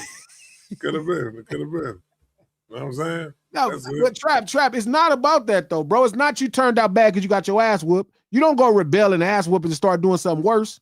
This is an automatic thing. Like, Trap, you should have got your ass whooped. Because if your parents told you, I was wilding. I was wilding. He wasn't nowhere next to wilding where I was. I'll never forget the last time my mom whooped my ass. I was probably 15. I was about 5'10", right? Till I reached height, because I didn't really grow to 6'3" to after high school. I was 5'10", right? And my mom was whooping me. We stole a car, and I got in late because we stole the car. Now, my mom didn't realize I stole the car. She just know we got in late. But we stole the car, and it took longer to get back, so we got in late, right? And I wasn't stealing cars for money. We just was, I don't know. We thought we was trying to make, I don't know. We was fucking up. That ain't the point. So she said, I'm whoop your ass when I got home. And at that point, remember, that used to fuck you up. That was worse than a whooping. Waiting on the ass whooping was worse. Damn near had you run away. Right, wait. I ain't even coming home now. Right. Waiting on the ass whooping was way worse than ass whooping. So she get there. She said, you bend over on this thing. So she was whipping me on the breakfast nook, and I'm looking back at her, and I'm mad. I'm like, whatever. Whooping me. She tried to hit me harder on the ass. Look back like, whatever. She hit me 3 more times. I told you it's a reason you're supposed to be in the house. You playing.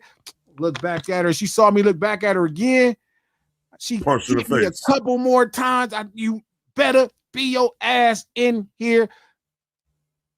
Period. And I went to look back again, and it was a right cross. That's why I knew that was coming. Hey, I knew that was coming. I was waiting for this shit, Trap. I knew that was coming. Hey. I cried so hard. I was, oh my God. All real moms. I knew that was coming. They get to a point where they can't whoop their sons no more, where it don't even fuck with them no more. And Big O is 5'11", 6 foot. Big O was like 290. And she was like a boxer. Linked on you. Bro, when I tell you, I remember not coming in the house. I stopped even coming in the house late. You ain't want that hook no more. You ain't want that hook no more. If I was gonna steal cars, I stole cars at 5. At 5 p.m. Hey y'all, I got this. From 1 to 5, we can steal these cars, nigga. Cause my ass gotta be back. Couldn't be here. Yeah, she started bombing on niggas now. She's socking niggas now. No, the right. It was both. It was the shot and the right, bro. It was like my mom punched like a dude. Like my mom's still top 5, one of the hardest people to ever punch me, bro. Hey, this is a question to the lunch table, and I'm gonna ask y'all too. That may be that might have been G's story, but I want to know one whooping that your parent gave you that really made a difference to y'all. That made, because I know I got a whooping. Look, I know y'all supposed to be pseudo false against whoopings because y'all got your ass whooping. You was mad about it. The real ones out there in the lunch table. But all to the real people at the lunch table that got an ass whooping and it made you rearrange. Super chat in the ass whooping that made you change something. You was like, you know what? I don't want to deal with that no more. That really changed. Trap, you got my wildest one. My wildest one. My brother used to stay at home with me all day. Right, like my mother be out, she working and all that like that. And one time I'm in there playing the game, my homeboy playing the game, and my mom's pull up, and my brother got the window. He sees her pull up. He darts out the door, boom, hits the door, goes downstairs. And I'm saying, no, mama. Then they like ran the street, mom, like that. So I'm playing the game. I didn't know the nigga even left. I'm playing the game. All of a sudden, mom just came with one of my brother like walking toys or some shit. And bop me over the head with the shit. Boom. Say, what the fuck? I didn't even know the nigga ran out the house, B. Man, I double locked that door. I double locked that door so much, B. What was you supposed to be watching him? I supposed to be watching him, yeah. You playing the fucking game. Now, what if he go outside and get hit by a car? That's exactly what I'm saying. That's why she's supposed to hit your stupid ass. Exactly what I'm saying. You just fucking bad. But she hit me with a goddamn cinder block, B. I done got hit with the telephone, lamp. I got hit with all type of shit. What did you take from that though, Trap? What?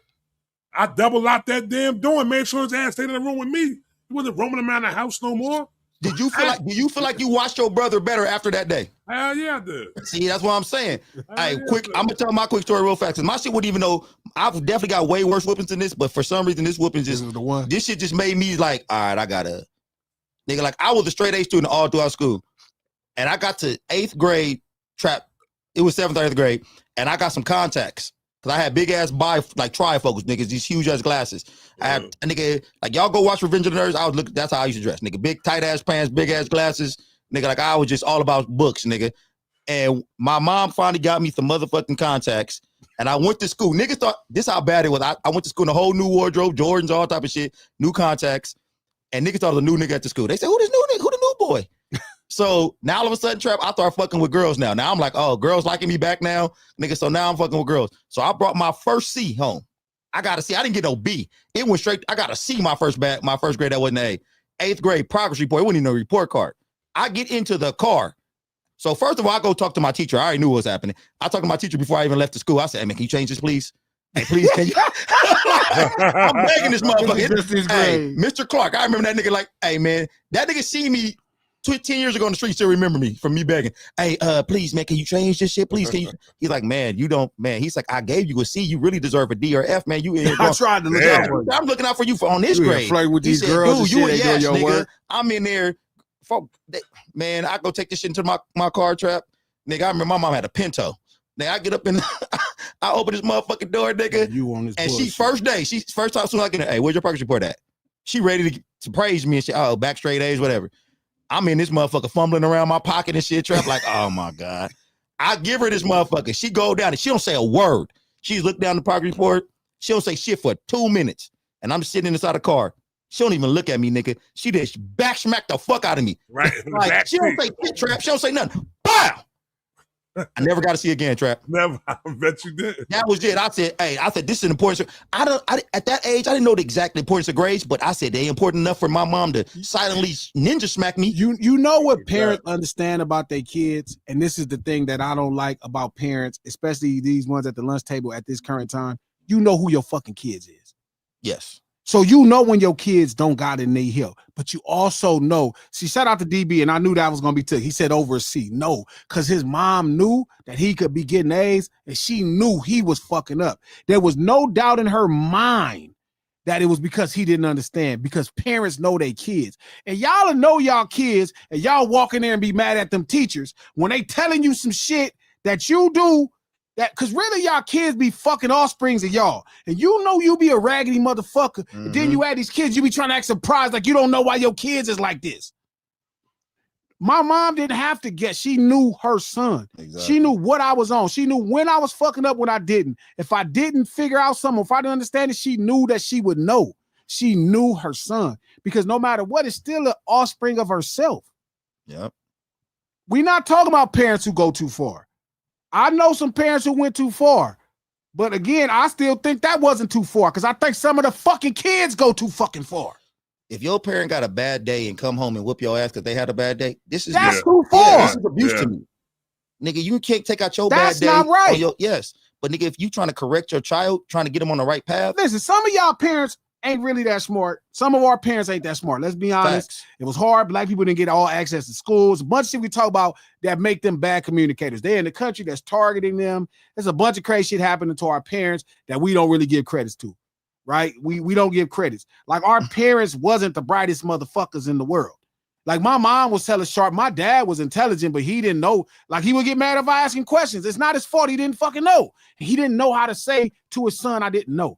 And I respect that. I get it. He didn't, because we think our parents know everything. And I get it. That was the thought. We could be critiqued now. It's easy. It's nothing but cool.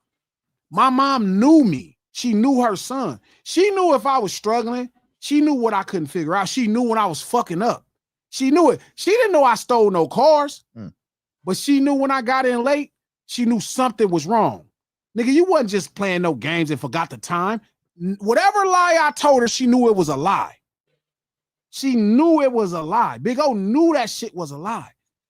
And that's what got my ass whooped. I probably would have got it been different if I told her I stole a car and it took us an hour to get back over here.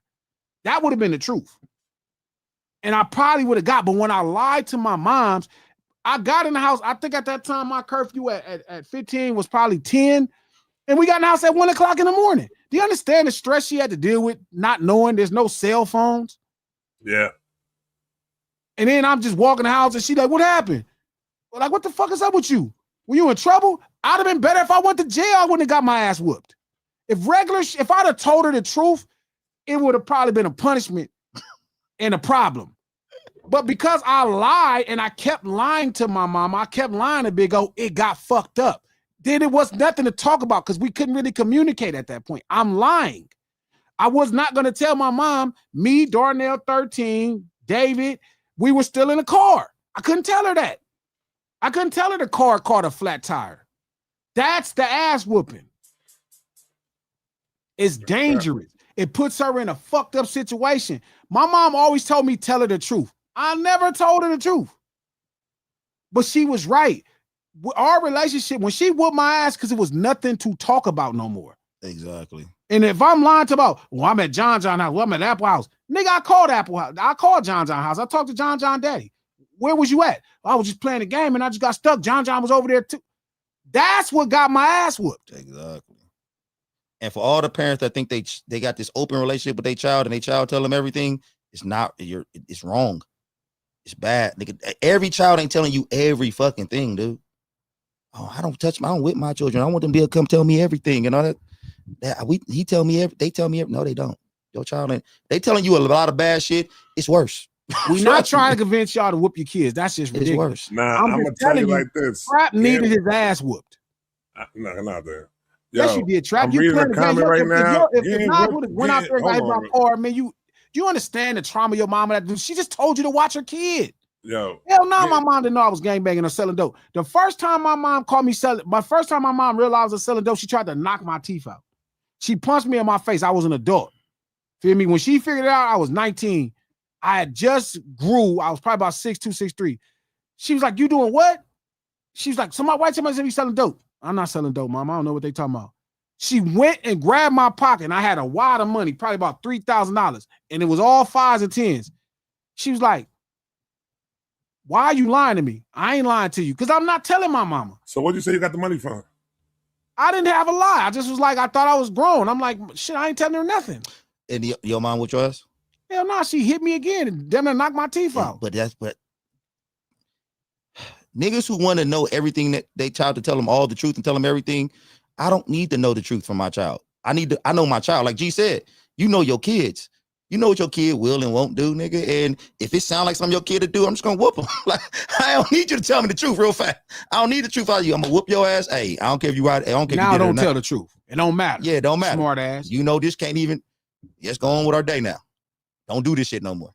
Man, the second time my mom caught me selling dope, she tried to hit me with her car. Mm-hmm. It's not nothing my mama, and y'all don't understand this, and I get it, right? Because y'all like, well, that didn't stop you from selling dope. It was nothing my mom was going to do to stop me from selling dope. By the time, whatever could have happened would have needed to happen before that time. I had already made up my mind on what I was about to do. So it's a difference. So my mom did everything she could to deter me. She tried talking to me. I wasn't scared of jail. I wasn't scared of dying. Like I had a regular fear of dying. I didn't have no healthy fear. I wasn't scared. So it didn't matter what my mom did to me at that point. I was going where I was going. Facts. That's just the truth. But there were other times that whooping. If my mom knew I got caught on it, if my dad would have realized I got caught in the gang, it would have just been a problem. You keep that shit away from your parents. I saw the little dude tell what's his name from Houston? He's a pimp. Sauce Walker. And he was saying, he told the story. I don't know if he was trolling, but he was telling the story saying, I told my dad I was going to be a blood and my family was never going to be more important than being a blood. He said some shit like that. My dad would have murdered me right on the spot. Mm-hmm. My dad would have got his gun and said, what you say, nigga? Like the shit he said he was saying to his dad, that would have came with a bullet. Nigga, certain thing. I knew my dad would kill me. Like he would murder me right there. Like Trap, Marvin Gaye's dad. Trap, you know, it's people out here, children that are more scared than other shit out in the outside world than in, like, you supposed to, your parents, Nigga, like G has said something that was right. I was more scared of my parents than the police. No, like if I did something wrong and they was like take me to jail or take me home, oh my God, just take me to jail. Be like, hey, go ahead and take me to jail, bro. First time when I finally got caught still in the car, bro. Again, because my mom, I correlated her hitting me with her knowing I was still in the car, even though she didn't know. When I finally got caught, shout out to Reggie Wright Sr. When I got caught still in the car finally, and I went to jail, it was on my 18th birthday. I remember I was arrested. They called me in Atlantic Drive neighborhood in Compton. And I remember being in jail, like dropping tears, not like boo-hooing, but just like dropping tears. And they walked up to me and said, man, what the hell you crying for? I'm like, my mama gonna kill me. She gonna kill me. It was on my 18th birthday. I forgot it was my 18th birthday. They said, well, we ain't gotta tell your mom, you 18. I immediately, all tears dried up and I was good. That should have been. And I swear to God, around my 19th birthday, all tears, I was like, I'm straight. Shit, it's all good. Hey, I went to jail and I thought the nigga was like, oh man, you facing years. I was in the motherfucker nervous. I went to jail and my homeboy next to me was boo-hooing crying. This nigga, I was like, why you crying, man? They talking about 7 years. He said, why you not? I said, because I'm not with my parents. Nigga, I'd rather be in this motherfucker right now than taking me to my house. I said, they said I'm grown. They said they ain't got to call my parents. Shout out to everybody who got the ass whoopings they deserve. Shout out to the ones who got ass. I would like for y'all, look, some humans are messed up. That's fair. And they don't know how to talk. And you know what I mean? Like they don't, like I do agree. There are some humans you would wonder to yourself, how do they sexual organs work with that intelligence? But it is. So again, I'm not speaking to those parents, you know what I mean, where they don't have it together. It's the concept saying that this is just wrong. That's a lie. That's a lie. It's not that, like, don't get me wrong, every ad, like if you just, you got your ass whooped for anything, this is a different conversation. You went through something different. Your parents got a different trauma that they deal with and they passed. But we're not talking about that. We're talking about on the concept that whooping ass is bad in general because somebody else got abused. You know what I'm saying? And I think that's the problem. Like, I don't think every child needs their ass whooped. And if you don't feel like your whooping, if you never felt like you got a whooping that you deserve, then you're a fucking liar. There's no such thing as a good kid. There's just kids better than other kids. Facts. You shape your kid into being good. Then the world starts shaping them. It's really hard to keep your kid isolated around everything that's positive. It's just tough. It's a tough out. Let me see. Shout out to K-Way. Thank you for the $5. Trap called G Fly and G called Trap Shy. I think we're even here. Shy is not a bad thing. Yo. I'm with you on that, K-Way. See, when you're right, K-Way. Shy? When you're right, you're right, K-Way. Tripping. I'd much rather be called Fly than Shy. Yeah. No, Trap. What happened was when Trap first started doing. No, when Trap first started talking on camera, he started like he would kind of regurgitate the same ideas. He'd be like, you know what I'm saying? He'd be looking away and shit. I'm like, Trap, you got to get over being shy, bro. Like, it wasn't shy. My camera just right here, though. He said on air, Trap. He said this on air. He said it today. Oh no. Why is that bad? Did you take the 5 heartbeat? You can't again. Shy guy. It's been it's been some months since he first said it. I didn't say he was shy now. I said he got over being shy. Got over being shy. What you mean? I was once shy. Oh, he getting worse. He called it camera shy. What's wrong with? Is that bad? I think it's cool between us. I don't go ahead, man. I don't want to be called shy. I don't think. Shy is not a bad term, but y'all calling niggas fly. Fly's not a bad term. Fly's not a bad term. Fly is a horrible term. You never seen Shy guy on 5 heartbeats.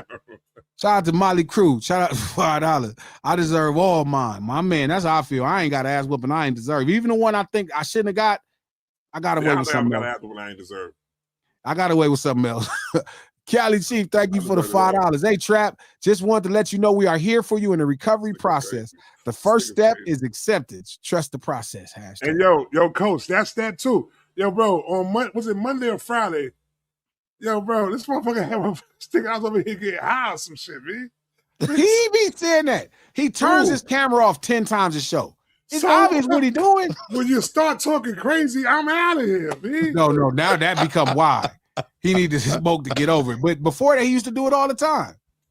Like, bro, I gotta know. Give me one of the weird views I said just now. Like, what is shout out to Coco Blueberry. Thank you for the 4-month membership. Happy birthday, Big O. Happy birthday to the dot. And the late great Tupac Amaru Shakur. Love to the table. That part. All the Geminis, all the famous Geminis. Gemini. I think it's Gemini birthday too. Yeah, it's just a madness. Shout out to Philly Dude 71. Thank you for the 4-month membership. After Michael fired his dad, Joe told him some real truth. He told him the only people that really care about him is in this house. And he didn't believe him. He thought these people cared about him. He thought he could be, no, you can't. Boy, you was black in America with all that money and success and fame. You still black in America. And Joe Jackson was the only one that made him understand that. It's the only one that could get him to understand that. And sometimes Mike didn't want to hear that, but he needed to hear it. It would have saved his life. It would have saved his life. Shout out to Molly Crew. Thank you for the $5. Trap needs his breaks. Quotation. His break. Exactly. Shout out to Miss Leisha Come. Thank you for the $5. Trap, I agree. G needs a pet. And by the way, you have a beautiful dog, Trap. Thank you. Now, Leisha, we still need to yeah, I told him put the picture up. Please put the picture up. Shout out to Miss Leisha Come. Thank you for the $5. Hey, G Trap and the lunch table. What's happening? Leisha, coach is here too. Shout out to Molly Crew. Thank you for the $2. Children are assholes, even the nice ones. I had no choice. I only met like 2 kids in my whole life that wasn't assholes. Shout out to Tamita. Thank you for the $5. I took my son to the yard because he was being disrespectful. I believe spare the rod, spoil the child. Now spare no expenses on that ass. My dog. We ain't got no Christians at the LT. Spare the rod, spoil the child. Ain't no Christians on the LT. Shout out to Unc. Thank you for the $5. You right, G. I was a regular badass South Central kid. Mom's beat out the extra nonsense by 13. Thank the Lord. You know how it could go for us. You know, it just get real crazy for us. Trap. How she spell come? Shout out to K-Way. Thank you for the $5. Man, MJ ain't want to carry the non-singing ass brothers of his no more. Without Janet and MJ, the Jacksons would have been the clumps. See, that's y'all problem, K-Way. That's that shit right there. Singing ass. Nah, them niggas they could play the instruments. There is no Michael Jackson without the Jackson 5. There is no Michael, man. What Apollo Creed said, there is no tomorrow. Y'all gotta stop, man. That's why. This is what's wrong with the world, bro. This is what's wrong with black people. You pop off. Now, I'm gonna be on my own. Nah, nigga, lift us all up. What the fuck? Nigga, we all come up together. Nigga, this is your brothers. This your family. They poured into you when you was a little 2-bit, nothing that could barely sing. You ain't got no fucking chest. Yeah, you put on for your brothers. You do your brother's tour, then you do your own tour. You lift family. Yes, that's how you supposed to do it. Shout out to Joe for getting him to understand that. Lift your family. He didn't carry them at all. They carried him. He was too big of a... Bruh. Didn't know... That shit crazy, bruh. That's crazy. That's crazy, K-Way. Shout out to Cali Chief. Thank you for the $5. Say, Coach, can we get you to agree to support Trap? I can see he is itching to ski and hit the snow. Breaking. Oh, damn. Bro. Hit the snow is crazy. This is crazy. Bobo Coach Ruby, thank you for the $5. All this time, I really thought Coach was a Mexican without the accent. I just figured he grew up with niggas. All right. Right. Hey, Trap, they said that on your they say you bumping on your brakes, bro. Yeah, this is crazy, man. It's because of G, huh? No, it's because you keep checking. I got a big nose. What the fuck going on here? You gotta stop touching your nose though. You gotta stop doing it. You cannot. Thank you for the $10. You gotta just have your hands folded now. Most, if not all, Mexicans have Caucasian on their birth certificates. I'd be so disappointed if that was true. I'd be so disappointed if Mexicans put Caucasian on their birth certificate. I feel like I have complete ignorance. Shout out to Cali Chief. Thank you for the $5. Shout out to the No Ceilings Podcast. What a diverse group. A loc, a Mexican, and an addict. What the fuck? Hey, Trap, they thinking you coming to me for the product. Shout out to Lamont Ragland. Thank you for the $10. G, as far as questioning parenting, it's people that can't hold their own self accountable. That has kids. So how could they be trusted to hold somebody else accountable? I know what you're saying. Just a thought. I agree. One of my favorite white people movies is a movie called Parenthood. I think it's Keanu Reeves' either first 1 or 2 movies. And there's a line where Keanu Reeves, it's with Steve Martin, Keanu Reeves, a couple people. It's on Netflix too. You should check it out before it leaves. But there's a line where Keanu Reeves talk about how his old man used to go upside his head. And he said, you need a license to drive. You need a license to even catch a fish, but they'll let any asshole become a dad. And it's true. You know? Some people do got it tougher, and your parent ain't all the way there. But I always tell people, you don't get a chance on this planet Earth without them. So even if they're a piece of shit and you don't talk to them no more, still have respect for that. I mean, you got to fuck with them, but it's a level of experience that we get because our parents brought us on this earth, even if they was horrible. And that shit, that's worth something. Don't mean you should give them nothing or fuck with them, but it really matters. Shout out to Lamont Radler. Thank you for the $2. I miss Soul Food Sundays at KFC. Not Sounds, my bad. All good. What up, Denny? Shout out to the homie, man. Thank you for the $2. What up, Denny? I know Denny got his ass whooped. Ms. Hummus, thank you for the $10. Glasses. You just thumbs up a message I sent you on IG the other day inviting you. Coach, can you come through whenever? Coach, you can come through whenever you want. I go live on Mondays and Fridays right after the table. All right, Miss Hummus. Yeah. Pop up on you. Kai, thank you for the $2. Yeah, y'all check out Miss Hummus. She is hilarious. I gotta check her out. I promise I'll watch it Friday. Kai, thank you for the $2. New Image Customs in San Diego. They'll get you right. Shout out to New Image Customs. Shout out to TLC. Thank you for the $10. Lunch table. I don't want nothing. But shout out to Dot, Pac, and MJ because God did his big one with them. All them niggas is crazy. Pac didn't get enough ass whoopings neither. Badass. I know he was a bad kid. Dot for sure was a bad kid. Dot, it's a picture of Dot. You can see he was a bad kid. He just looked like a bad kid. And Michael Jackson for sure was bad. I think Gemini might just be bad kids. Nah, I was decent. Ish.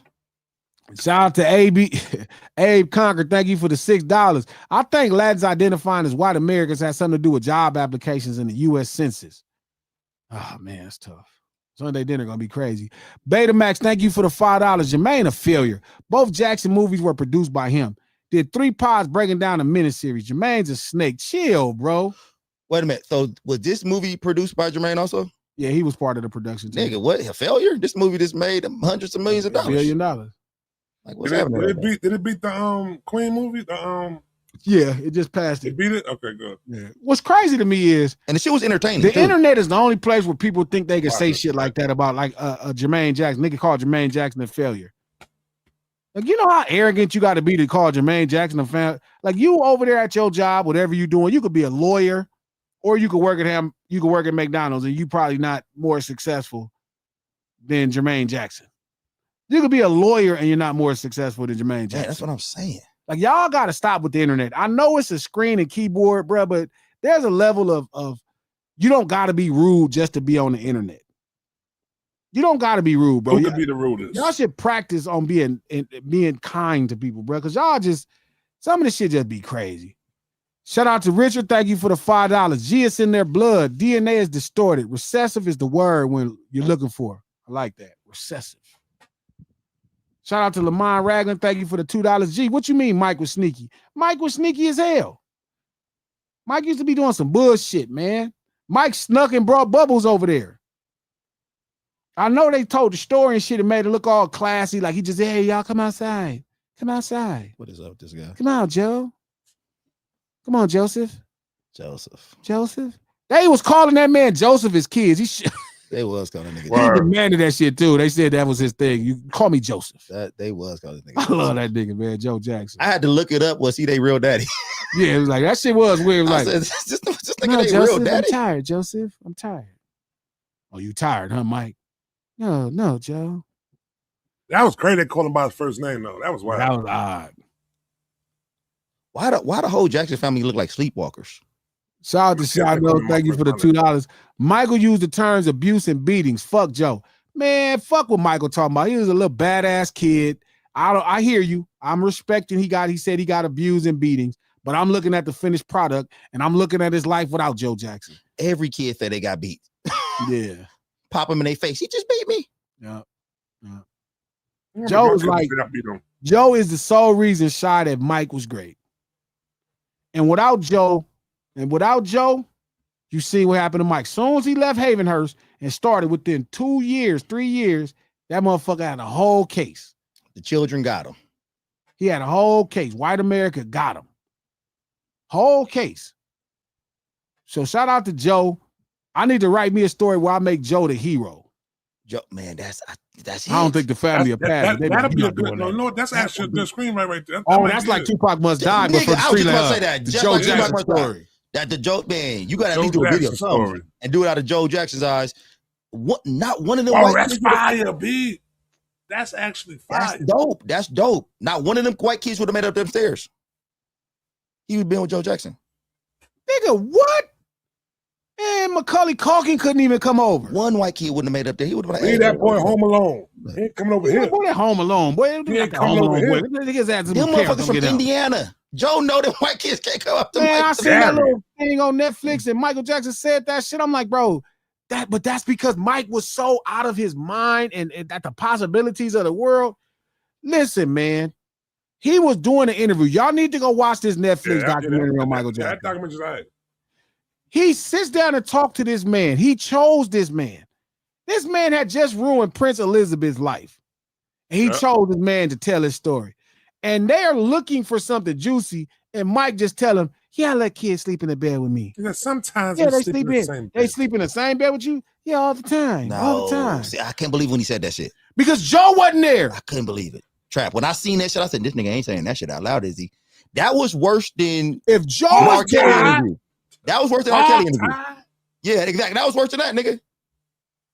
When I seen Mike say, of course these kids sleep with me, I was like, of course. If Joe Jackson was there, he said they're his friends. He would have whooped.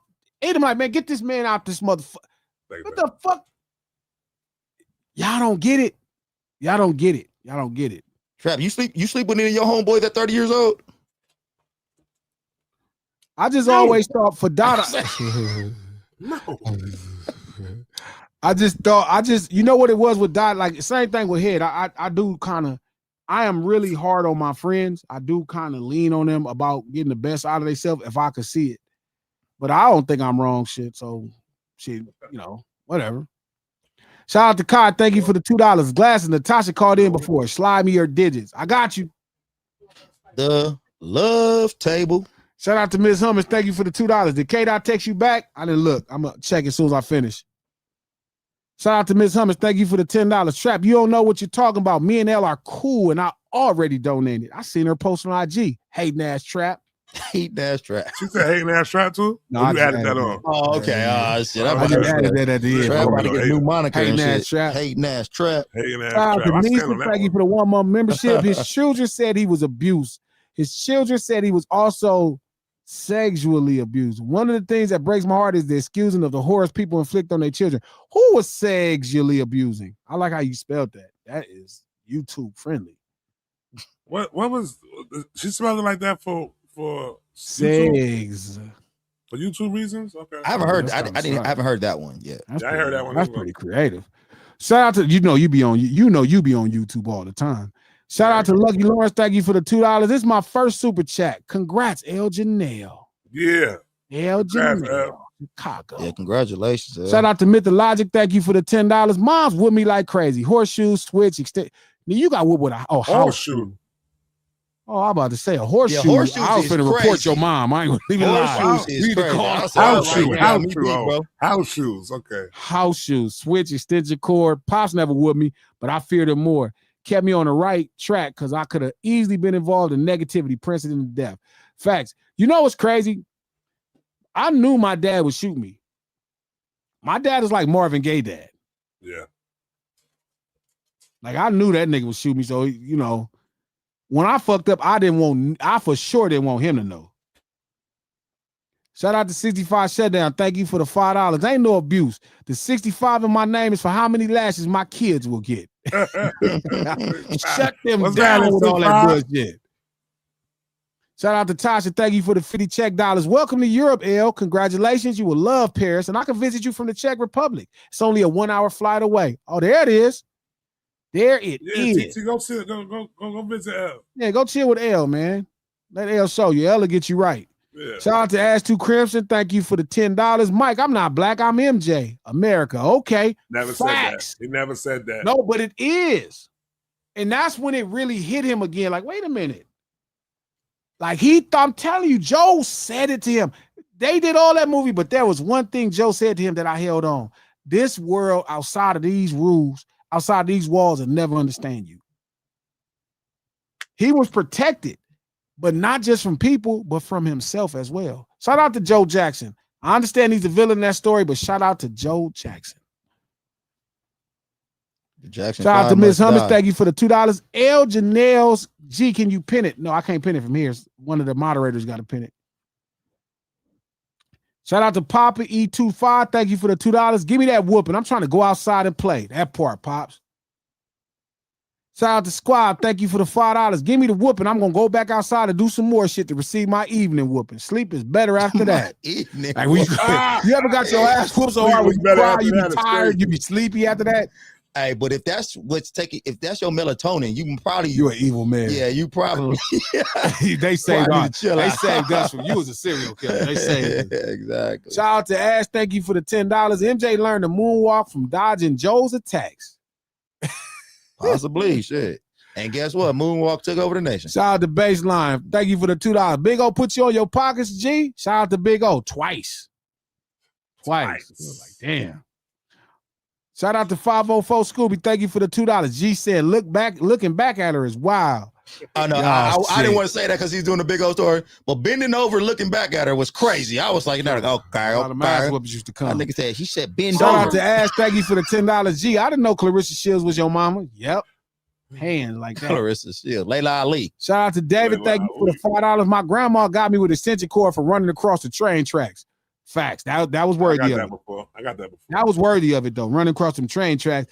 All the people at lunch table. Look, it's dangerous for you to run across the train tracks. You don't need to do that because you could lose your life. You be trying to explain that to a kid. Let me tell you how bad of kids we are. So again, most people know my dad moved to Watts when I was young. My mom stayed in Compton at her house. There was a bridge when they first built the metro in the 80s. There was a bridge they built on Willowbrook. The train would run over it. It would make the bridge shake. We used to go play on the fucking bridge just to wait for it to shake. That's why I need my ass whooped. That's why. That's how dumb we was about life. That was fun. Playing on this bridge as the train goes up under it and it's shaking because it feels like it's about to collapse. My favorite ride at Magic Mountain is Colossus because when I watch it, the wheels come off the track. Colossus is Sherry with you? Dangerous. Yeah, it is dangerous. You ain't been on Goliath? Yes, but I'm saying it don't come off the track. Colossus is scary because you could actually die. That's fun. That's funny. I watch Colossus come in and be like this. I'm like, that should be done. I'm like, I'm finna ride that shit right now. That's why I needed my ass whooped. Shout out to Tasha. Thank you for the $50. My ass whoopings was when my dad caught me smoking at 13 years old. See, and he was trying to stop you. Tasha, he knew where you was going. Whoop your ass.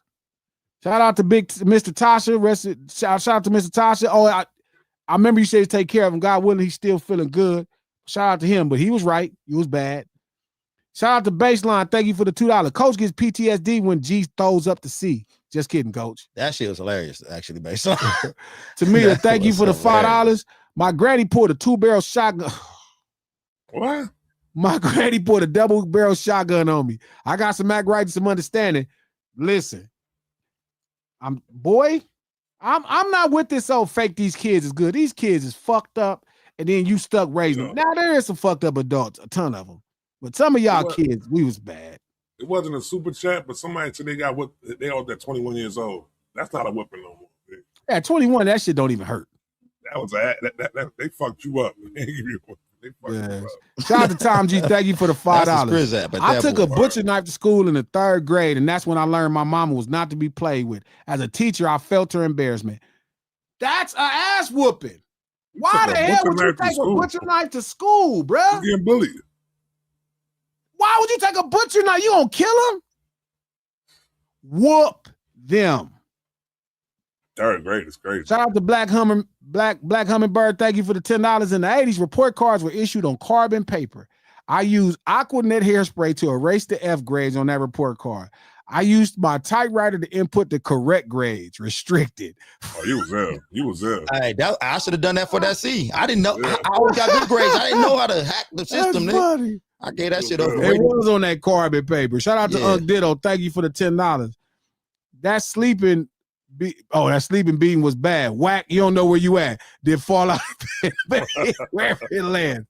I'm a better person for it. Thanks. Wake up with a whack. One thing I perfected, stop moving, getting whooped. Because the whooping ain't gonna stop because I'm moving. My little brother never perfected that. Man, that belt will end up on his head, hands, feet. Oh, yeah. You squirming around. I just took the ass whooping like a slave. I just did not try to move or nothing. I just was like jumping all around. Hit my ass. Just don't hit my back, hit my stomach, hit my arms. Hit my ass. That belt hit my ass. Hey, I'm gonna tell you right now, when I used to move, they used to turn the buckle around. So I had to stay still. I was getting buckled. So I was like, all right, fuck it. I'm just gonna take this whooping. Shout out to Fatima. What up, Fatima? Thank you for the $10. The worst whooping was when I was popped in school, and then the teacher called the house and explained what happened, and I had the family embarrassment whooping from mom, dad, grandma, uncle, aunt. That's how I used to go. You get your ass whooped 3 times before you get home. And you know, every time you used to move, for some reason your mom thought you were trying to hit her. Yeah. Oh, you trying to get smart? You trying to get fast? Exactly. She like buckle time. You trying to grab the belt? Or some shit like that? Exactly. Buckle. You swinging on me. Shout out to Tasha. Thank you for the $50 check. When I was in grade school, my school teacher used to give me smacks on my hands with a ruler over and over. I had that in 6th grade. It was a lady named Miss Clark at Walton Middle School. You put your hand out, they smack the center of your hand with that ruler. That shit used to hurt. That was when I was in 6th grade, so yeah, that was cool too. Hey, my teacher had something called the nigga knocker. This big ass stick. He used to make you bend over the table and bah. He was my science teacher. Hey, that's crazy. Yeah, he called it the nigga knocker. Shout out to Ash. Thank you for the $10. My dad once threw me out the car while driving. I'll be the laugh. What did you do? What did you do? You got to tell me what you did, Ash. I got to know why. Oh, the car was moving?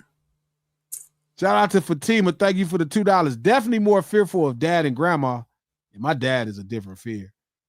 Shout out. My dad's 78 and I still be worried about that nigga. Shout out to Fatima. Thank you for the $2. High school was AP classes. Calc, mathematician, comp, science, facts. I had calculus, physics, AP English 4, AP History 4. I had all of that shit too. Shout out to Lucky Lawrence. Thank you for the $5. A black 1-year-old is dead after an officer involved shooting at Walmart. That is abuse in every sense of the word. We still target plus debating what's in the chat. That is abuse. A black 1-year-old. Shout out to LK. Thank you for the $5. Trap not shy. They must haven't heard him on Clubhouse. Trap be wilding because it ain't no camera. He's camera shy. I ain't no camera shy. He got better now though. He real good now. Hey Trap, you can't start blushing when he call you shy. You can be blushing. I'm fucking crying. Shout out to Deborah. Thank you for the $2. Hispanics have a W on driver's license in Florida. Wow. I did not know. Shout out to Betamax. Thank you for the $2. Failed as a son and a brother. Fuck sales. Safety man. I don't know what that means. I was confused on that. No Ceilings Live to lunch hour every Monday, Wednesday, and Friday right here, noon Pacific, 3 p.m. if you're on the East Coast time. Hopefully you fed your stomach while we fed your mind that good soul food for thought right here on the No Ceilings Lunch Hour page. Make sure you hit that like button, retweet this if you're on Twitter, Facebook, share this post. We do this stream to support the No Ceilings podcast. New podcast dropping ASAP if it ain't dropped already. Check it out. It's an intro to Sunday dinner.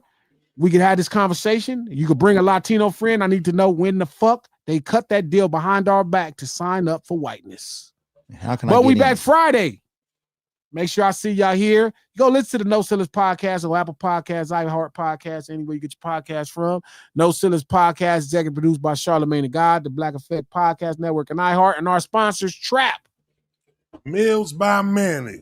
MEALSYMANNIE.com. Fuck up Manny name. For the 2027, if you want to lose weight, gain weight, or just don't feel like cooking, hit up mealsbymanny.com. Let Manny get your meals right. If you don't cook your own food, go get some of that Hood Fire seasoning from mealsbymanny.com. Manny gonna get you right. Come get your Soul Bowl. Soul Bowl. We'll see y'all Friday. You already know what time it is. We in. Easy. Peace.